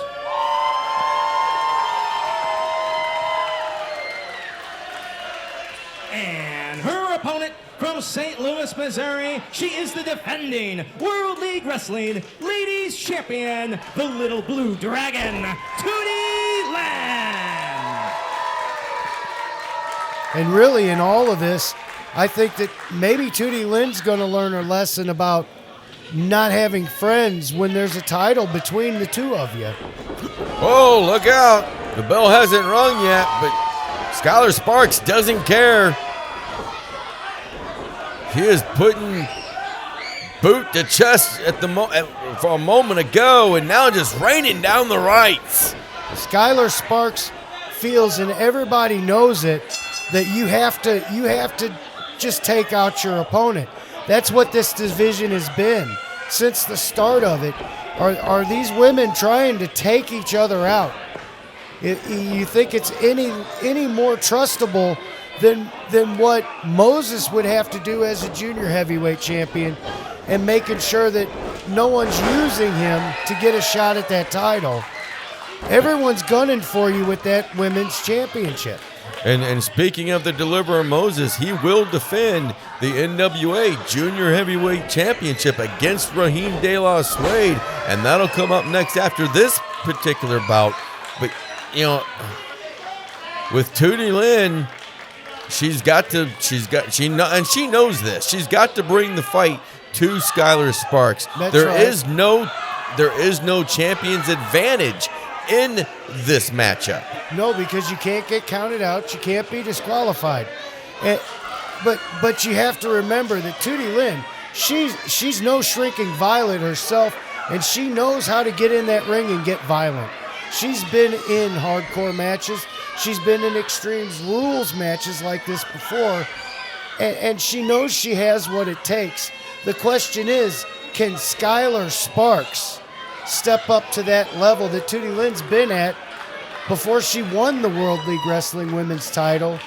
And she seems to be stacking up to that measure pretty well as the champion, on her back, out on the hard floor. There's no padding out there, folks. It's all concrete.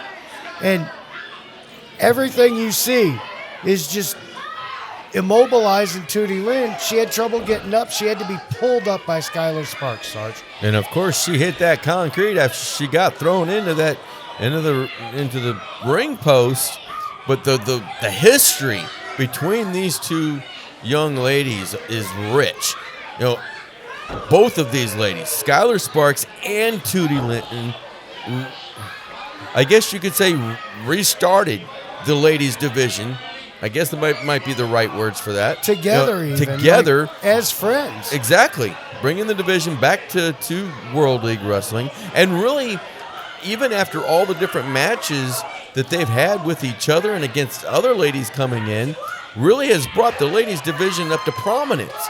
But now it's like Skylar Sparks doesn't even recognize Skylar or Tootie Lynn as helping usher in the ladies division, Well, they era. run the whole gamut, Sarge. They started off, they were bringing back the women's division, and they were the best of friends. And over the time, that gold between them bred contempt, and then the inclusion of another competitor like Cameron Burnett, it just made it worse. It made the stakes higher. It made it more of a race. As you can see, Skylar Sparks, she knows what she's got to do. And it doesn't matter who it is that's in her way. If she feels that you are in her way, she will attempt to take you out right then and there. We've seen that with many different people here in World League Wrestling now. Exactly what I was saying. And with that new attitude and contempt for everyone else in the division, Skylar Sparks has seen herself now as the person who brought it back. Not part of who brought back the women's division, but the whole reason for it. Yeah. And that arrogance, it could cost her in the future. But right now, she's really taking it to Tootie Lynn. She's got that belt that was with the robe of Tootie Lynn completely wrapped around her throat and just pulling back with everything she's got. And there's no submission here, so she can just choke her out and pin her. I don't think that you can't make her stop choking Tootie Lynn in the rules of this match. It basically takes all of the tools away from the referee to keep this a safe and respectable competition. And that's totally not what we're seeing at this point. Well, Caleb Barton, the referee in this particular one, the only thing he can do is again, as you was mentioning a moment ago, he can only do the 3 count or call a specific winner in this matchup. And here comes Tootie Lynn rushing in on Skylar. She's going to send her right on across. Hard turnbuckle. Oh, but she gets caught with that back elbow. She was just waiting for her to come running in.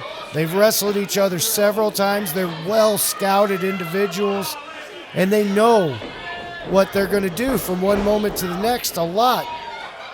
But also knowing each other as well as they do, Martin, they also realize, I would imagine, that it's going to take a lot, and I mean everything in the kitchen sink to defeat the other, and this no disqualification rules match, it sets that up perfectly, not just for Skylar Sparks, but for Tootie Lynn as well.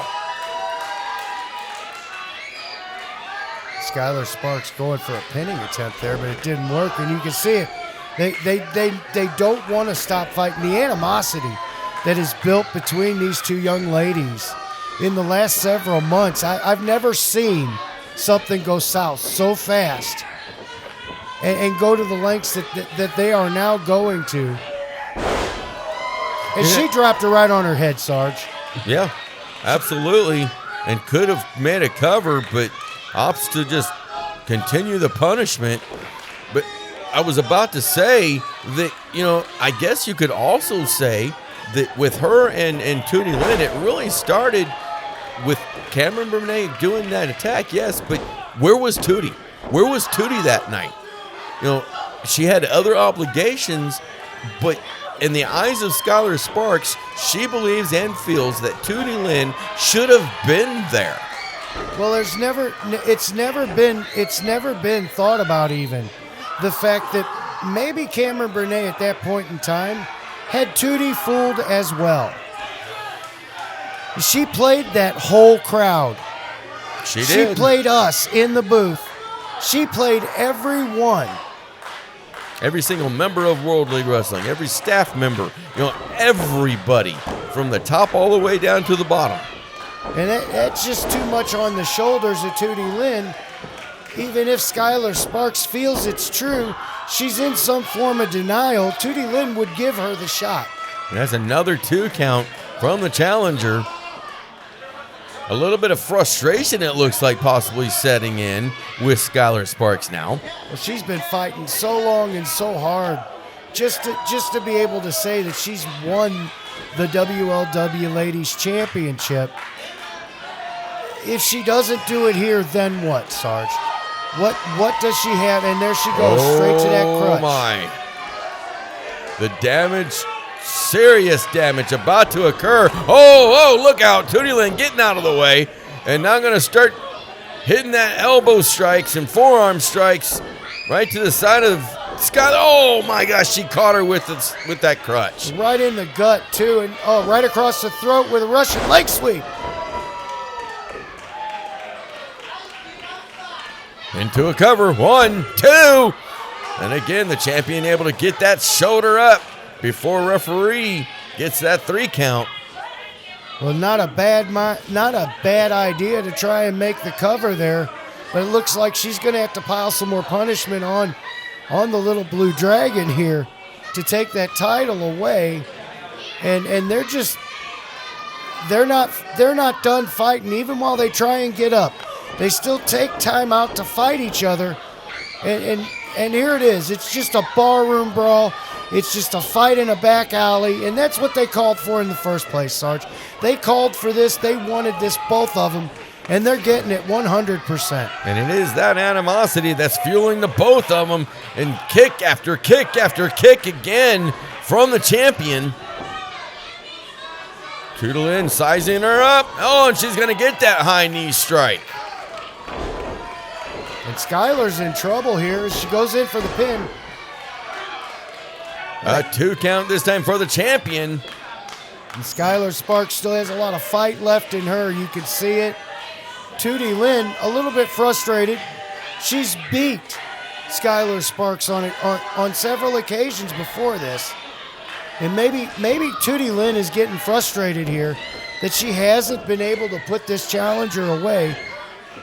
And not that Tootie Lynn has, I guess, used championship advantage in the past, but with this match, there is, again, like I said, there's no champion advantage, and she has got to stay on top of Skylar Sparks and has been attempting to, but again, Skylar Sparks catching her and hitting that devastating Samoan drop. Now into a cover. 1, 2.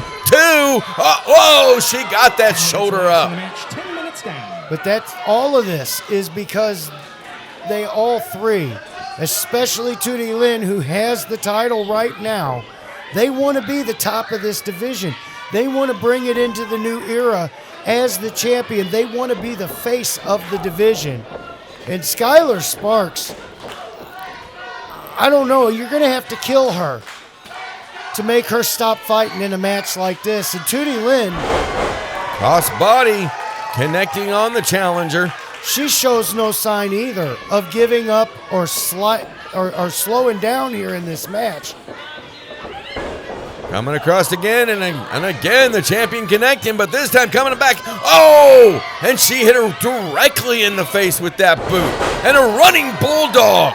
I mean, she swung her way out and just drove that forehead into the mat. Skylar Sparks getting that shoulder up yet again. And you can see her on the mat there. I don't know that she knows she even kicked out. I think she's going to find out when she rolls over the match is still going. As Tootie Lynn lining her up. Oh, look out. What a hard landing that one was. And this could be it. This could be for all the 1, marbles. 2. The shoulder just barely got up.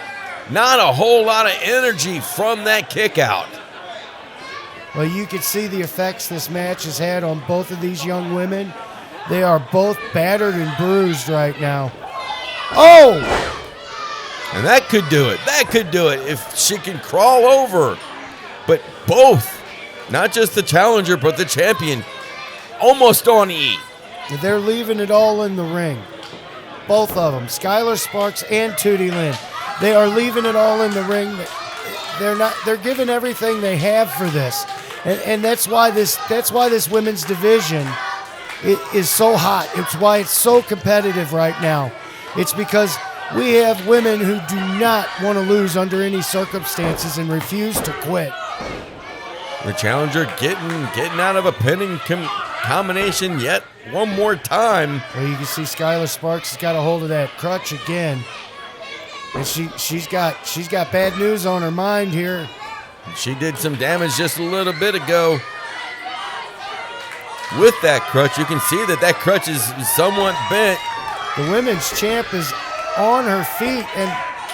Oh, goodness, right into the ankle.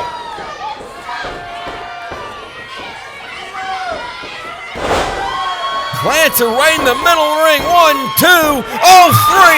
And we have got a brand new WLW Ladies Division Champion, and it is Skylar Sparks.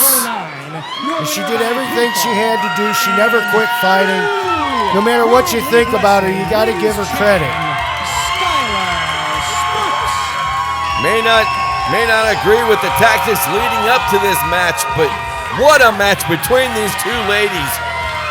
But when we come back, WLW Gold is on the line in the form of the Junior Heavyweight Championship.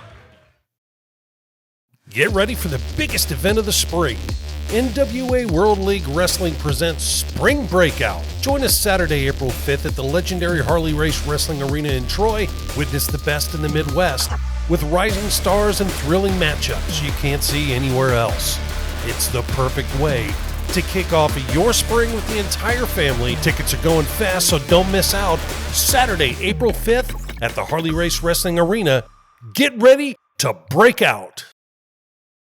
On Friday, April 11th, get ready live pro wrestling as NWA World League Wrestling is coming to Central Methodist University, featuring top stars of NWA World League, including current NWA Tag Team Champion Trevor Murdoch, World League Wrestling Heavyweight Champion Camaro Jackson, and many more. Tickets are on sale now at www.harleyrace.com, so grab yours today and be part of the excitement.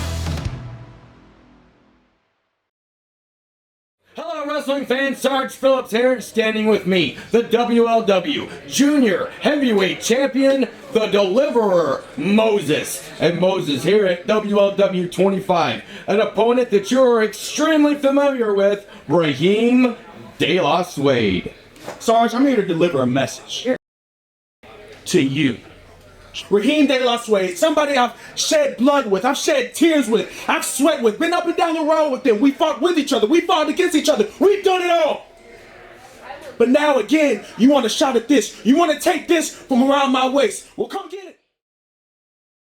But when you come, you better come with everything that you have within you, every ounce of fight within your body, because if you don't, I will send you right back to the bottom of the list.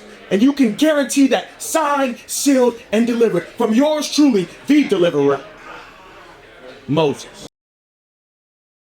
There you have it, straight from the WLW champion. Stay tuned for more here on World League Wrestling Showdown.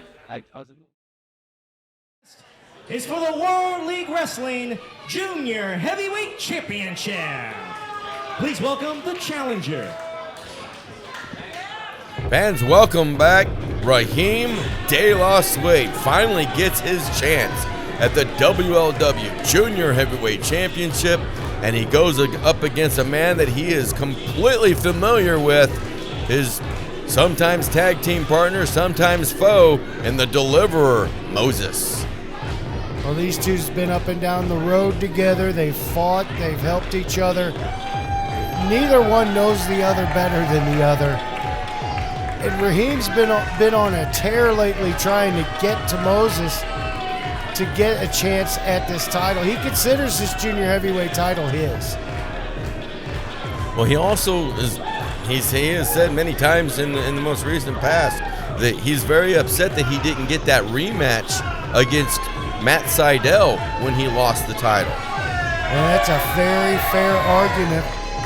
Rahim De La Suede, he doesn't lose a whole lot. He always stays up at the top of the rankings. And he won the title, lost it, and never got a return match. That's a great argument for a chance at something like this. But Moses, Moses has been trouble for everyone, and that's why he's still the junior heavyweight champion at this point. But what a stage to have this on. WLW 25, the 25th year anniversary show on a night that WLW becomes a part of the NWA. Well, you know Rahim De La Suede thinks he's bigger than any stage he's on. But right now, the hottest young wrestler in World League Wrestling, Moses the Deliverer.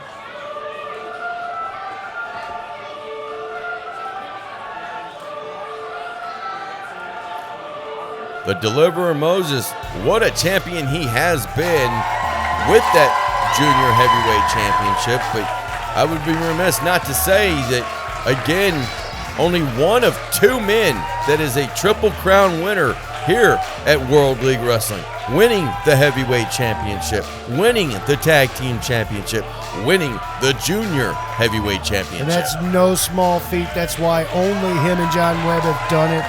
And that's why you probably won't see someone be able to do it in a very, very long time. That is a hard box to check, is to be a Triple Crown winner in any company, let alone World League Wrestling. The fans here at the Race Wrestling Arena, as always, completely behind the Deliverer, Moses.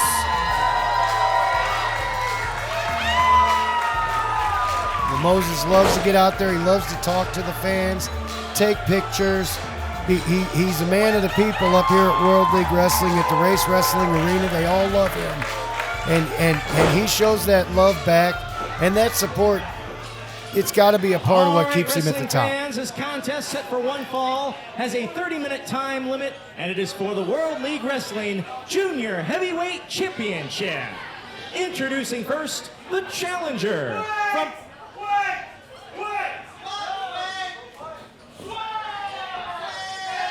Rahim doing Rahim things as usual and stopping the introduction.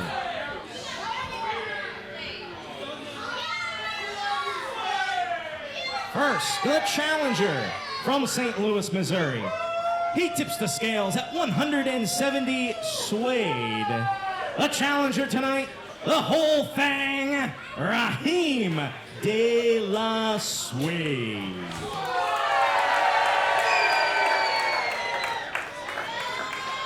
And make no mistake about it, there are fans here at the arena that's behind Suede as well. Weighing in at the limit, 205 pounds. He is the defending World League Wrestling Junior Heavyweight Champion. He is always ready to deliver. The Deliverer, Moses.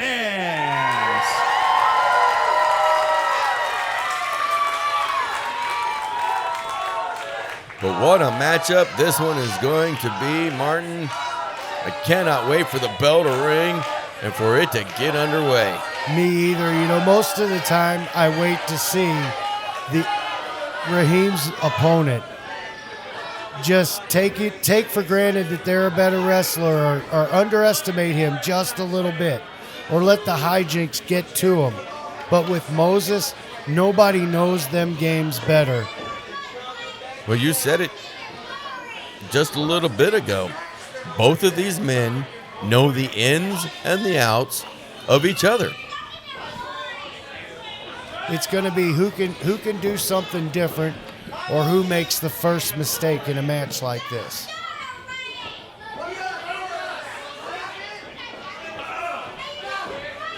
Well, and with all the weight of the situation, junior heavyweight title and everything, it's still more important for Rahim to... Well, see, he does this a lot at the beginning of these matches that he's involved in. And there is a lot of times we see it gets into the head and under the skin of his opponent. But again, the Deliverer Moses, knowing him so well, should not really be affected by any of that. And he looks unfazed. He was chatting with the fans while all this goes along. Like, you know, he's always got to do this. You know, he was ready for it. He knows about it.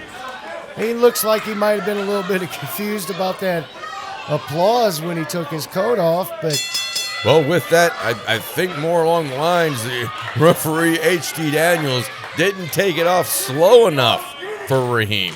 Well, Rahim wants things done the way he wants them done.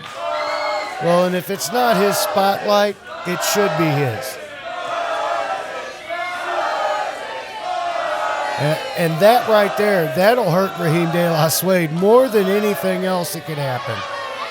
But that also brings up the ire of Rahim. We've seen that in the past, too. Oh, what a chop to start this off. Couple of them in a row. Reversal from the challenger. Oh, and he got caught again. Going for that bulldog off the ropes. Oh, look out, look out. Gonna send Rahim down to the floor.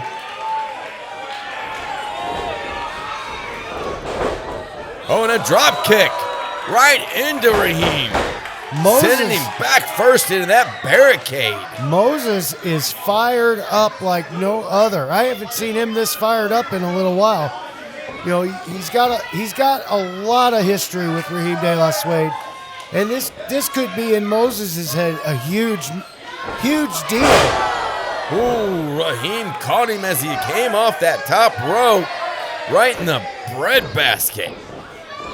And Moses come out firing on all cylinders. There he is again with that big drop kick. I've got to say, with the deliverer Moses, he's got one of the most well-placed drop kicks in World League Wrestling. And when it connects, just like it happened there, it can send you all the way out. And here he comes again. Oh, Rahim this time. He catches him. You could tell Rahim knew he was going to do that and come running for that dive. And he just waited for him. But Moses waited for Rahim here. And that's just a testament to how well they know each other. That pattern in headstand in the corner. And Rahim knew what was coming there. And he just gives him a little ride on the ropes there. And that's going to take a lot out of the junior heavyweight champion. Again, a part of both men knowing the other's tactics. On Rahim just raining the rights down and the forearm down into the face and the head of Moses. You see Moses immediately trying to rise, Sarge. Moses is not one to stay on the mat for long. He's going to get back up. He's going to continue to fight. I mean, Rahim also knows that it's going to take a lot of punishment for him to dish out to the deliverer, for him to capture that junior heavyweight championship. That's right, but ever since he straddled Moses on the ropes to this point now, he has continued to lay on the pressure, and now he's not. Now he's showboating again. We've said it, a million times. Rahim doing Rahim things. Well, if anybody's seen that, is Moses, and there you go. You have it right there. If anybody's seen that tactic. Oh! And he caught the champion on that one. Throat first on that rope. Moses in a bad way. Oh! And that was just good thinking by Rahim De La Suede there to get himself out of trouble there as Moses was trying to yank him through the ropes. Referee with a 2 count. Oh, what a throw that time. My goodness, the punishment that the champion is taking right now. Well, and Suede, being the aggressor, he keeps stopping the showboat. And I think that in the end, that's going to hurt him against Moses. Moses knows what he does. He knows what he's going to do. He's going to have to bring something different to this match to win this match. And that kind of brutality could be that thing. It took the referee to pull him out all the way out. Well, H.D. Daniels knows the gravity of this match. He knows what's on the line. And he don't want to let it end cheaply on a disqualification, but it did give Moses the time to get back up and try and get back. Oh, no. Oh, Rahim with a drop kick squarely in the face. And it was just like his limbs went limp. And a 2 count. Still, a 2 count for the challenger. Still, after all that, he's able to kick out. But Rahim, he has the ability right now, the way he has Moses down, to choke him out and win this championship by submission. You don't want to think that Moses would give up. We have a situation. The manager of champions, the NWA manager of champions, Aron Stevens, is now ringside for this WLW Junior Heavyweight Championship matchup. There is no reason for Aron Stevens to be out here. Well, maybe he's scouting these young men for future title shots for his wrestlers. Maybe he's looking to manage Moses. Moses has a title now. Maybe he's just out here to scout. Maybe he's out here to try and give a hand to Rahim as well. You just don't know. He could very well be out here to give a hand to Moses. We don't know it. At this point, we don't know what kind of horse he may have in this race or may not. All we know is that these two young men who have came into the business together and rode down the road together are trying to tear each other apart over this junior heavyweight title right now. And a nice knee across the forehead. And that's going to stun Moses for a few seconds here. He might have taken too long to make that cover. If he had covered him right at the very beginning, he might be holding that championship in the air right now. Well, you could see it on Moses' face right now. He knows he's in trouble. He's trying to shake himself and motivate himself back to life here as Rahim just continues the punishment with that big body slam. Oh, he is pointing up to the sky. He is Rahim de la Suede. He is very seriously thinking about going to the sky. He might be feeling himself just a little bit too much. Moses is not going to lay there for the rest of the night while he poses for the fans who are chanting for Moses now, trying to urge him to his feet. Rahim needs to do something. Oh, and he connected. He connected into a cover. 1, 2. The deliverer again successful in kicking out. Moses maybe not able to get out of the way of that elbow and knee combo there, but he definitely was able to kick out. And there's Suede going back up the ropes. It taking a whole lot of time. Oh, but he got caught this time. Took way too long. The champion getting his legs up. Well, it looks like he might have hurt his knee there too, but he did get those knees up into the abdomen, and now he's going to roll up Rahim. The challenger this time. Not able to put him away, but another roll up. And again, the challenger gets out of it. Oh, what a slap. What a slap to the face. 1, 2, bridge up. What a nice bridge up from Moses. And folks, you got to understand how tired these young men are to be able to get out of that pinning combination, to be able to lift up like this. Moses with a moonsault off the second rope there, off springboard moonsault. And I think Moses is making his comeback here. This is the moment the fans are waiting for. And if you can see Aron Stevens' face right now, it's a moment he don't want to see happen. He's got a really bad look on his face. Here he comes. Oh, Rahim trying to call for timeout, but there's no timeouts in wrestling. Here comes Moses again. Oh, a spinning elbow. Spinning elbow finding its mark. Moses dug down deep and he found what he was looking for here. Up and up. And there's that. He hit that bulldog, Martin. It could be over. 1, 2. Oh! How did Rahim kick out of that? I don't know how he kicked out of that, but he did. Rahim de la Suede just kicked out of that big bulldog. or Big DD spinning DDT there. I got my words all fuddled up. You could see the neck and the head and the impact on Rahim De La Suede, and still able to kick out and rise to his feet. But Moses is waiting. Oh, he hung on. Hold him up again, but this time Rahim holding on. Oh, and what a leg drop. And what a maneuver. A standing moonsault from Rahim.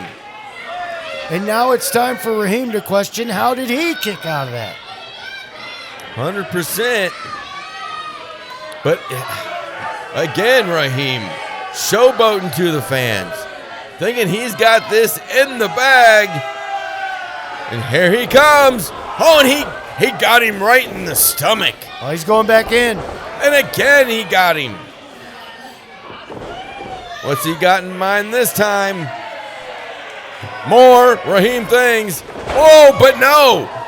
Moses moving out of the way, causing Rahim to run his head right into that turnbuckle. It cost Rahim dearly with that German suplex stall. Oh, and at that time I thought Moses was gonna retain. Rahim was so even shocked. Close. Rahim was even shocked, Sarge. Even Rahim doesn't know how he kicked out of that. He just knows he did. And yes, it is the fans here at the Race Wrestling Arena telling you everything that we can't. This is awesome.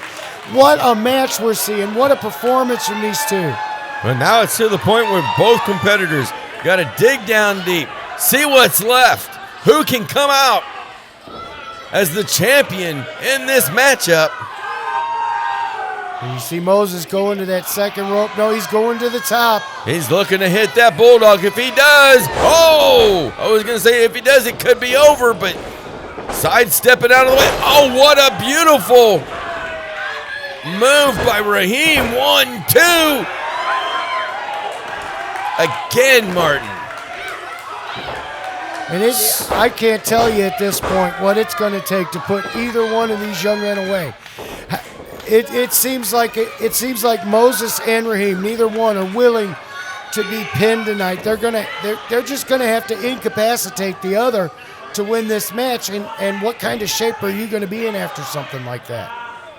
Can you make a title defense after going through all of this with Rahim De La Suede or Moses? Back body drop from Moses, but before that, we seeing dead weight from the champion. Well, Rahim De La Suede not really able to get him up the weight that he wanted initially. Oh, look at this. Aron Stevens now up on the apron. Why is he throwing in? What is this? Well, he distracted Daniels. He hit Moses in the head with that gloved hand. And I'm going to tell you, it has to be loaded. It has to be a loaded glove to put Moses out that easily. And what a low down thing to do. Agree with Rahim De La Suede or not. Agree with the deliverer or not. It was an awesome matchup up to that point, and what a way to just ruin it. It should never have ended that way. It should never have ended that way. Moses and Rahim, they were superhuman tonight against each other, and Aron Stevens goes and ruins it, Sarge. Camaro Jackson has his chance. The NWA World League Wrestling Heavyweight Championship on the line, and it is next. Saturday, May 17th, the National Wrestling Alliance makes its triumphant return to Philadelphia. Get your tickets now to experience all the hard-hitting competition of the stars of the NWA live and in person. It's an evening of main event competition guaranteed to keep you and your entire family on the edge of your seats. The 2025 NWA Crockett Cup in Philly. Don't wait. Grab your tickets today at NWALiveOnFence.com. Hello, wrestling fans. Sarge Phillips here, and standing with me, the brand new WLW Junior Heavyweight Champion, Rahim De La Suede. I told you, Sarge. Did I tell you, Sarge? Didn't I tell you? Say yes, say yes. Yes, you did. I did. And did I tell you watching right now? I did. I did. And I know you hate to admit it. But let's face it, Rahim De La Suede is the greatest junior heavyweight champion. Tell your friends about me. Woo! Woo! Woo! Fans, stay tuned for more action here on World League Wrestling Showdown. Main event! Please welcome first the challenger. Welcome back, wrestling fans. The moment that we have all been waiting for. The now new NWA World League Wrestling Heavyweight Championship. On the line, the Grand Regent, Camaro Jackson, coming out through that curtain, has the opportunity to capture gold against Superstar Steve. And it has not been a short chase.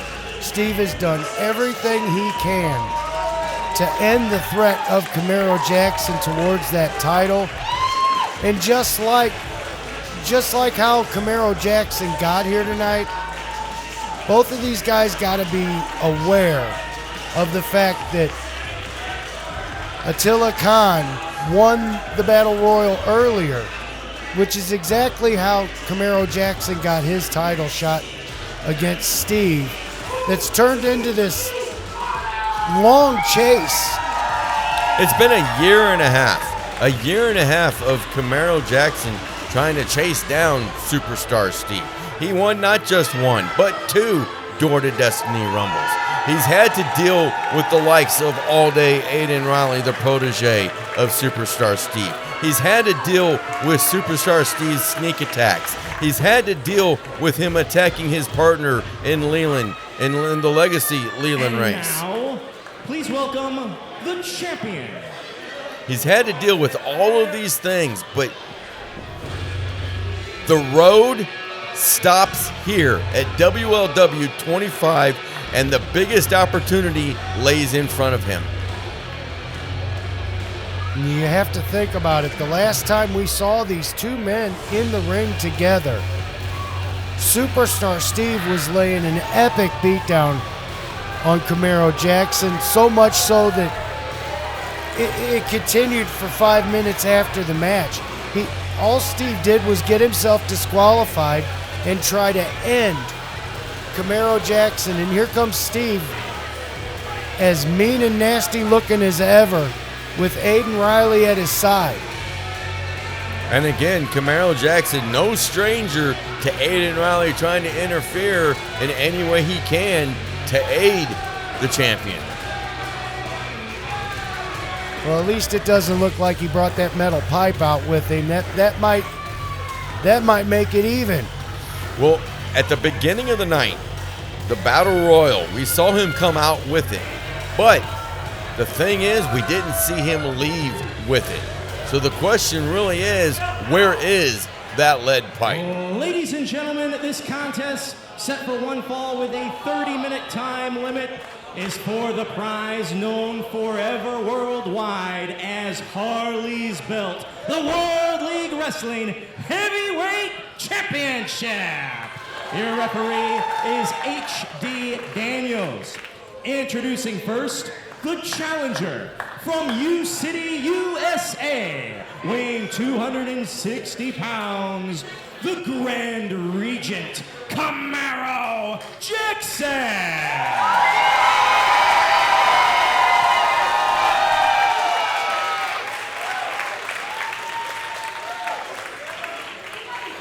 His opponent, accompanied by All Day Aiden Riley, from Hollywood, California, weighing 34 pounds, he is the defending World League Wrestling Heavyweight Champion, Superstar Steve Fender. And I brought up that lead pipe for the main reason of that lead pipe has also been a part of this journey for Camaro Jackson, because at the last Door to Destiny Rumble, before that match, Aiden Riley took that lead pipe to the back of Camaro's leg, and we thought at that moment he was done for. He was not going to have a chance to win the Door to Destiny Rumble. But he fought through that injury. He fought through the adversity. He won the Door to Destiny Rumble. And that win leads right now to this particular moment with this bell ringing. Oh, and will you look at this? Superstar Steve, from everything that has happened in the past, now he wants to shake the hand. Well, you know that's not going to happen, Sarge. There's too much past between these two, too much violence. And that's all we're going to see here is violence. These men would rather end the other's career than win a match at this stage of the game. And that's the battle that Camaro Jackson's fighting right now is to not go too far, to not let his temper get the better of him, and to beat Steve in the center of that ring. Well, all evening this evening, WLW 25, we've seen fights breaking out in wrestling matches. But this one right here, Martin, could be the fight of all ages here at World League Wrestling. For Camaro Jackson is given no quarter whatsoever to the champion. There's 3 reasons why this is different from every other match that we saw break down into a fight. One is the world title. The second is the animosity between these two. They hate each other. And the third one is it was a fight before it got here. It's been a fight for the last 2 months. Completely agreed. And now we're going to take it to the outside. Oh, what a punch that Camaro delivered to Superstar, and ramming his shoulder into the ring post. Be careful, Aiden Riley right there in the midst. Well, with the run-ins that Aiden Riley has had with Camaro Jackson, I don't think he's thinking about it. That'd be a horrible mistake. Camaro Jackson has beat up on that young man. Oh, that could be an equalizer right there. Well, you take them chops away from Steve. That takes away a big part of the offense and damage he can do to you. But Aiden Riley on the outside, we're seeing him clinching up. The only reason why he didn't do anything, I believe, is the referee, H.D. Daniels, right on top and watching everything going on. He couldn't take the chance. I think it was common sense. A disqualification would be right up Steve's alley right now. A no contest would be right up Steve's alley. Right now, all he wants to do is end the threat of Camaro Jackson. And Camaro Jackson right now is standing there asking for more, asking for his best shot. He's took everything Steve could throw at him so far, and he wants to know if Steve has more. And he could be lulling the champion in to strike himself out. It was definitely cause for pause. You see him holding that hand. That hand's hurting.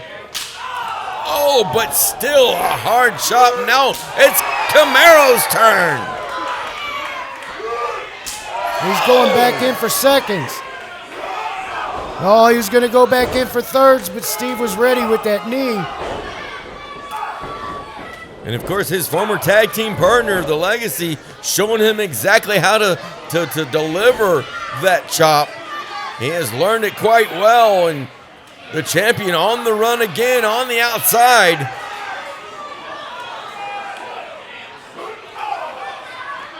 You could just chalk it up in this match as irresistible force versus a movable object.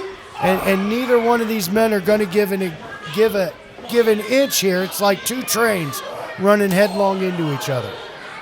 And the force of these strikes from the challenger. He's going to send him right on across. And again. Well, Steve's got to find a way to stop this from happening. Oh! Camaro did it himself. Back body drop. And Steve right to the outside of the ring. He needs a breather, maybe wants a timeout. Camaro Jackson has to go after him. He cannot just stand in the ring and wait for the champion to get his win back, to get his whatever it needs to get it. Oh, look there here. it is. Camaro Jackson planting Aiden Riley on the apron.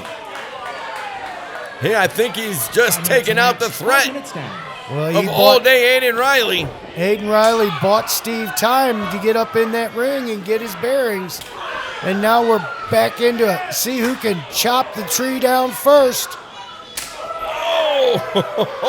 Oh! And you can see as this continues, as they maintain this barrage of chops, that they're getting tired, that it's wearing them down just going through this effort. And I'm not saying that the challenger's chest hasn't, taken punishment, but look at the chest of the champion right now as he takes chop after chop. Oh. And where I come from, that's called a dose of your own medicine right there to Steve. But Steve not backing down at all. He wants more, and they're both continuing to overhand slap. I'm trying to remember the last time we saw a chop fest like this. I don't know, but I want to know who's going to draw blood first. Just who's going to draw blood first. They've literally chopped each other. Champion telling Camaro, now I want your best. And he stands there and takes it. Drew all the way back twice now. And Steve standing firm, going for the chop and missing. Shoulder block.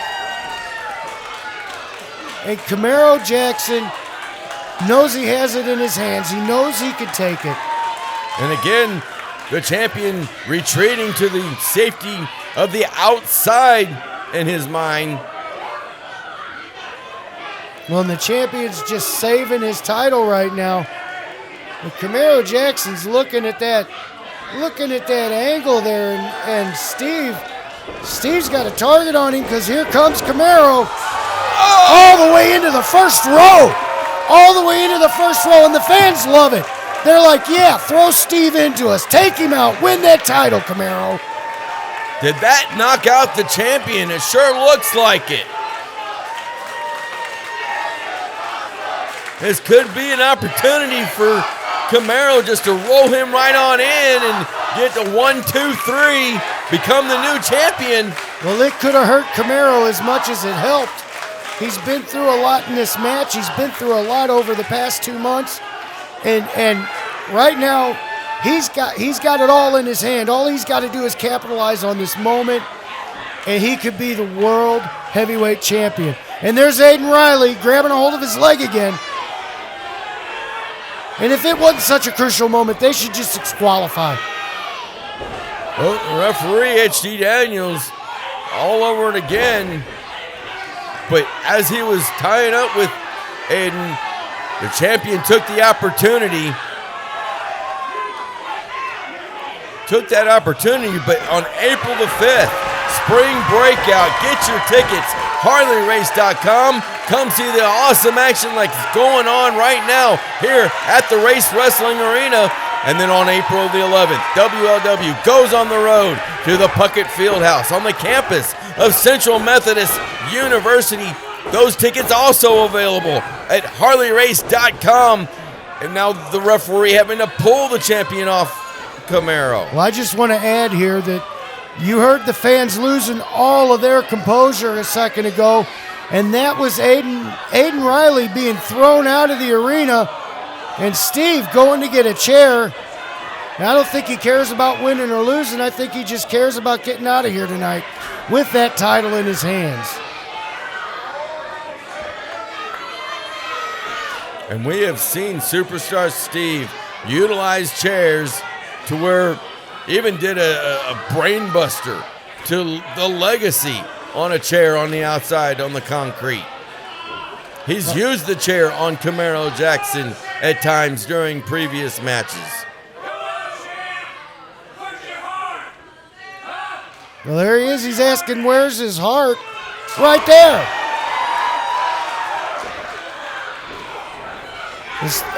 And that chair's got to be moved or else, oh, they're just slapping each other. And the fight is back on again.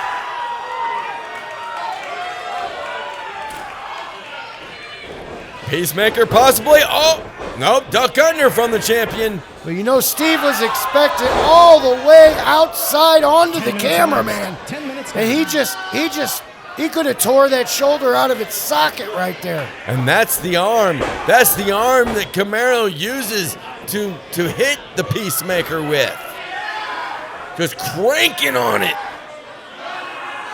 It's almost like Steve has shifted into a different gear now that Aiden Riley's been thrown out, and he doesn't have that backup.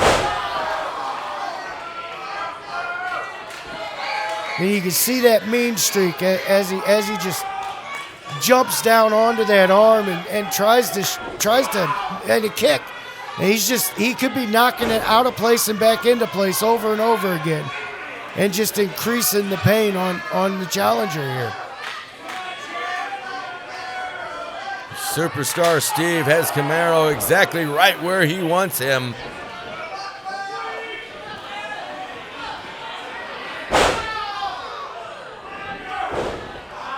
He tried to fight back, but he's just not got enough in that arm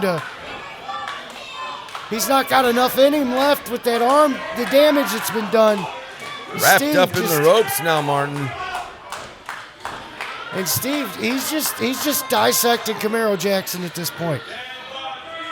And his hand quivering and shaking. Well, you can see the pain on his face every time he tries to fold that arm up or do anything. His brace on, look at him just fighting to get up. Or even squeezing the hand, maneuvering the fingers, trying to get some feeling. It's seeing, again, like you said, the grimace on his face from just doing that simple move. Well, his shoulders all discombobulated here as Steve folds him up and runs him into there. You can see he couldn't even connect on the punch. He couldn't even aim his punch with that arm. Camaro Jackson is in trouble, and the dream is slowly dying here. We've watched him chase for so long and watched him fight so hard against Steve and his little minion. He used that hand again and felt the effects one more time. Oh, atomic drop from the champion stops the momentum that the champion was starting, or that the challenger rather was starting to build. Well, we've seen it countless times. Everyone that goes to fight Steve, and he just retains that title through any means necessary. And this is some of the roughest means I've seen him go to. This is some of the most evil, despicable places that I've seen Steve go to in all my time at World League Wrestling. And now he's taunting him, sitting in that chair, not using it as a weapon, not trying to get out of this match. But also still doing anything and everything it takes to retain the NWA World League Wrestling Heavyweight Championship. And knowing that he's got Camaro on the ropes, literally and figuratively. That he does, and he's just twisting up that elbow across the ropes now. And Steve's just dismantling him. I can't believe I'm watching this. We had such high hopes at the start of this match for Camaro Jackson, who'd fought so hard. And fought with honor. He just wrapped his arm around that ring post. And at the moment, it just seems to me, Sarge, like it was all for nothing, and we're gonna watch Steve end Camaro Jackson here, just like Camaro Jackson said he was going to do, or that he wanted to do it. And Camaro out. I mean, he's got his head outside of the barricade even. Can't even get up.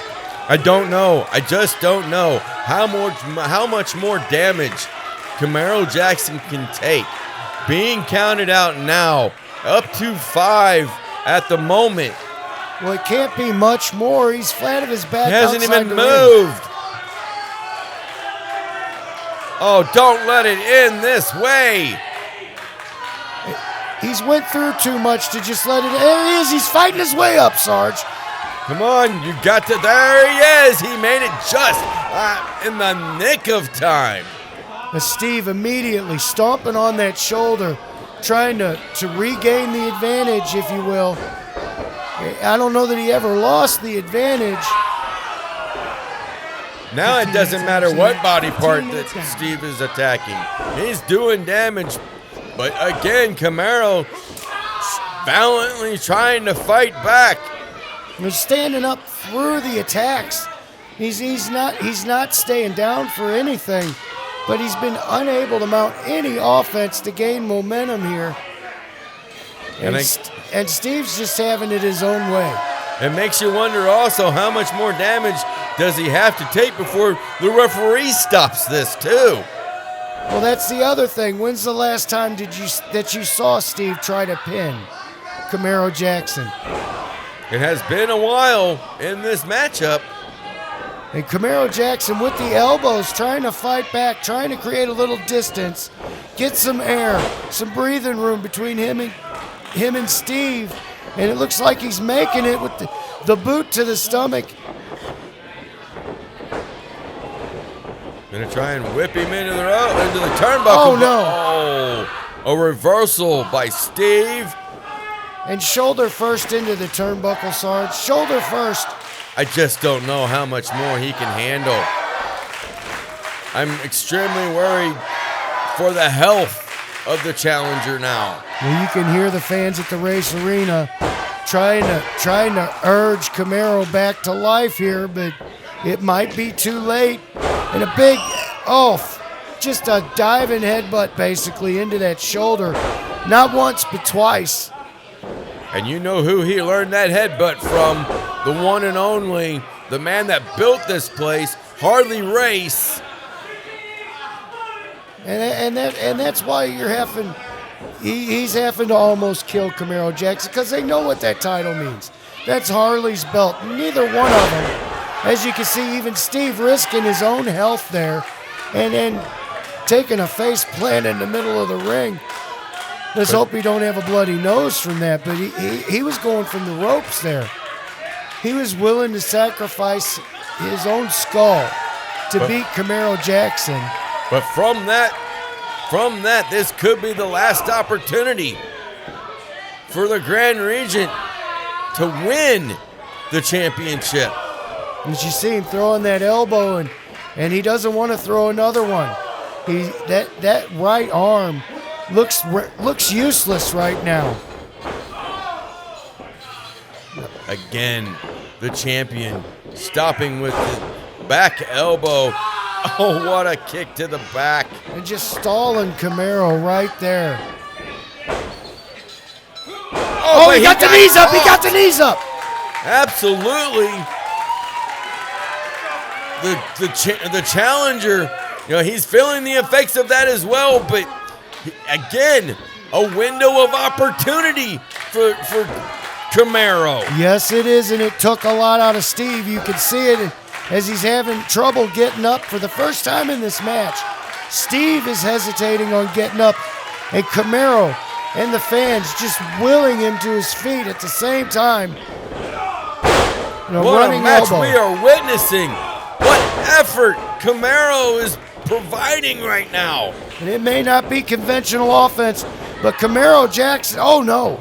He's doing everything he can to get the advantage here, and Steve's got him in a fireman's carry. And he fought his way out of it, Sarge. Coming off the ropes again, and he's planted him with the spine buster. 1, 2. Oh, that was so right there. He tried to throw that right, and he just couldn't do it. And he's just pounding the champion with his left. Look at him. You can hear him cry out in pain every time, and now just trying to choke the champion. The one arm punished to the point where he can hardly use it. The other arm fatigued from having to use it so much. And this is where it gets dangerous for Camaro Jackson because he's got the momentum right now. But he runs the risk of going too far and getting getting disqualified. Just as you said that. And Steve back to what he's known for, those hard chops.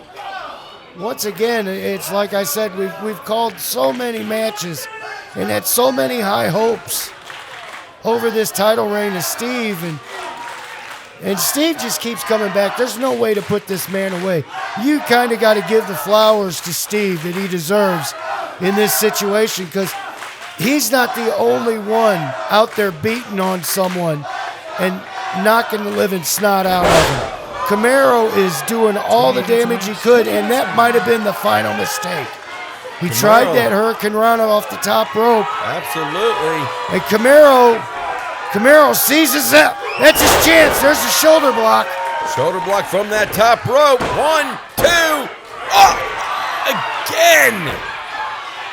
Just when you think that Camaro Jackson has captured the championship he's been chasing for a year and a half, the champion finds the way somehow to get his shoulder up again. Camaro Jackson and Superstar Steve have demolished each other tonight. They are. I don't have words to describe it, Sarge. But Camaro Jackson's back on his feet, and it looks like he's calling for it. He's lining him up. Here he comes, and he hits it right in the corner.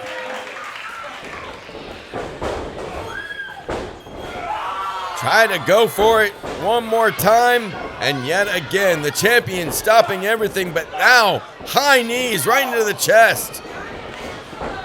Oh, there he goes! Big clothesline. If he could only, he's rolling, going the wrong way. If he could have covered him right then,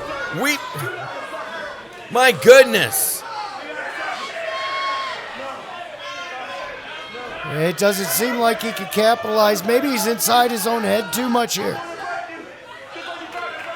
I don't think he's in his own head. I think he wants him to get up. Sarge. He does. I think he wants Steve to get up. I think he's lining him up for another one. He wants to have him see it come right at him. I don't think Steve's seeing too much of anything as he's trying to rise right now. Taking too long. Short arm clothesline, and Steve right back down on the flat of his back. You see no movement from the World Heavyweight Champion. Oh, wait a minute, he's stirring. He is stirring again. It doesn't, throughout this entire match, Superstar Steve has been down, but he hasn't been out. Every time that you think that he's not going to move, he moves. Well, and Camaro Jackson needs him to get up to land that peacemaker, and I think he's got it this time. Oh no! Brainbuster! Oh, no! And the journey could end right here, right now. We're just lucky Steve's not able to capitalize in this moment. Camaro Jackson might still have a ghost of a chance, but how many people has that brainbuster took away? We thought it was all wrapped up. Camaro Jackson had come back from the dead. 1, 2. I cannot believe it. I cannot believe it. How? How did he find... He got his shoulder up, Martin. Because he can't quit. Because Steve has put him through the punishment that he has. And he's not going to live with not being able to beat Steve. He's fighting his way to his... It's who can keep fighting longer now. It's not who can win this match. And Steve and Camaro Jackson has just had the most vicious war of attrition against each other. And we're seeing the culmination of it. And the scars and the redness and everything you can see on the bodies of both of these men. And Camaro Jackson seems to be drawing from the pain that he's taking right now. That might have been a low blow. And them knees are dangerous. This is the second time he's took those knees to the jaw. This time the backhand, we know what comes. Wait a minute. 1, 2. Again. He almost surprised the champ. Wait a minute. The highest knee we've seen from Camaro. 1, 2. Camaro Jackson basically just gave it everything he has. All of his weight, all of his strength, all of his speed, right to Steve's head. And Steve was able to kick out. What is left? What's left that he can do to get that 1, 2, 3 he so much covets? It looks like he knows, Sarge. And he's getting ready to do it again. Now, if Steve can just not kick him in the face this time. Peacemaker! Oh, he upended him, Sarge. Steve went head over heels. 1, 2, 3! Honestly, never thought we would see it. Didn't believe it could happen. But it did, and we now have a brand new NWA World League Wrestling Heavyweight Champion, and his name is the Grand Regent, Camaro Jackson. Ladies and gentlemen, the time of the fall, 25 minutes, 10 seconds. Your winner by pinfall and new World League Wrestling Heavyweight Champion, the Grand Regent, Camaro Jackson. And I don't think this is much of a limb to say this, Martin, but this could be the greatest match we've seen here at the Race Wrestling Arena. Well, I'm going to tell you, it was certainly one of the hardest hitting matches I've ever saw. I'm just, wow. Couldn't say it better myself. Wow. Like, just watch this and soak in the fact that finally the death grip on that world title that Steve has had has been loosened. We've got a new champion. How long have we waited to say that, son? We've got a new champion. A very long time. Wrestling fans, what a night for WLW 25. Thank you so much for joining us, and join us next time for more here on Showdown. A new champion.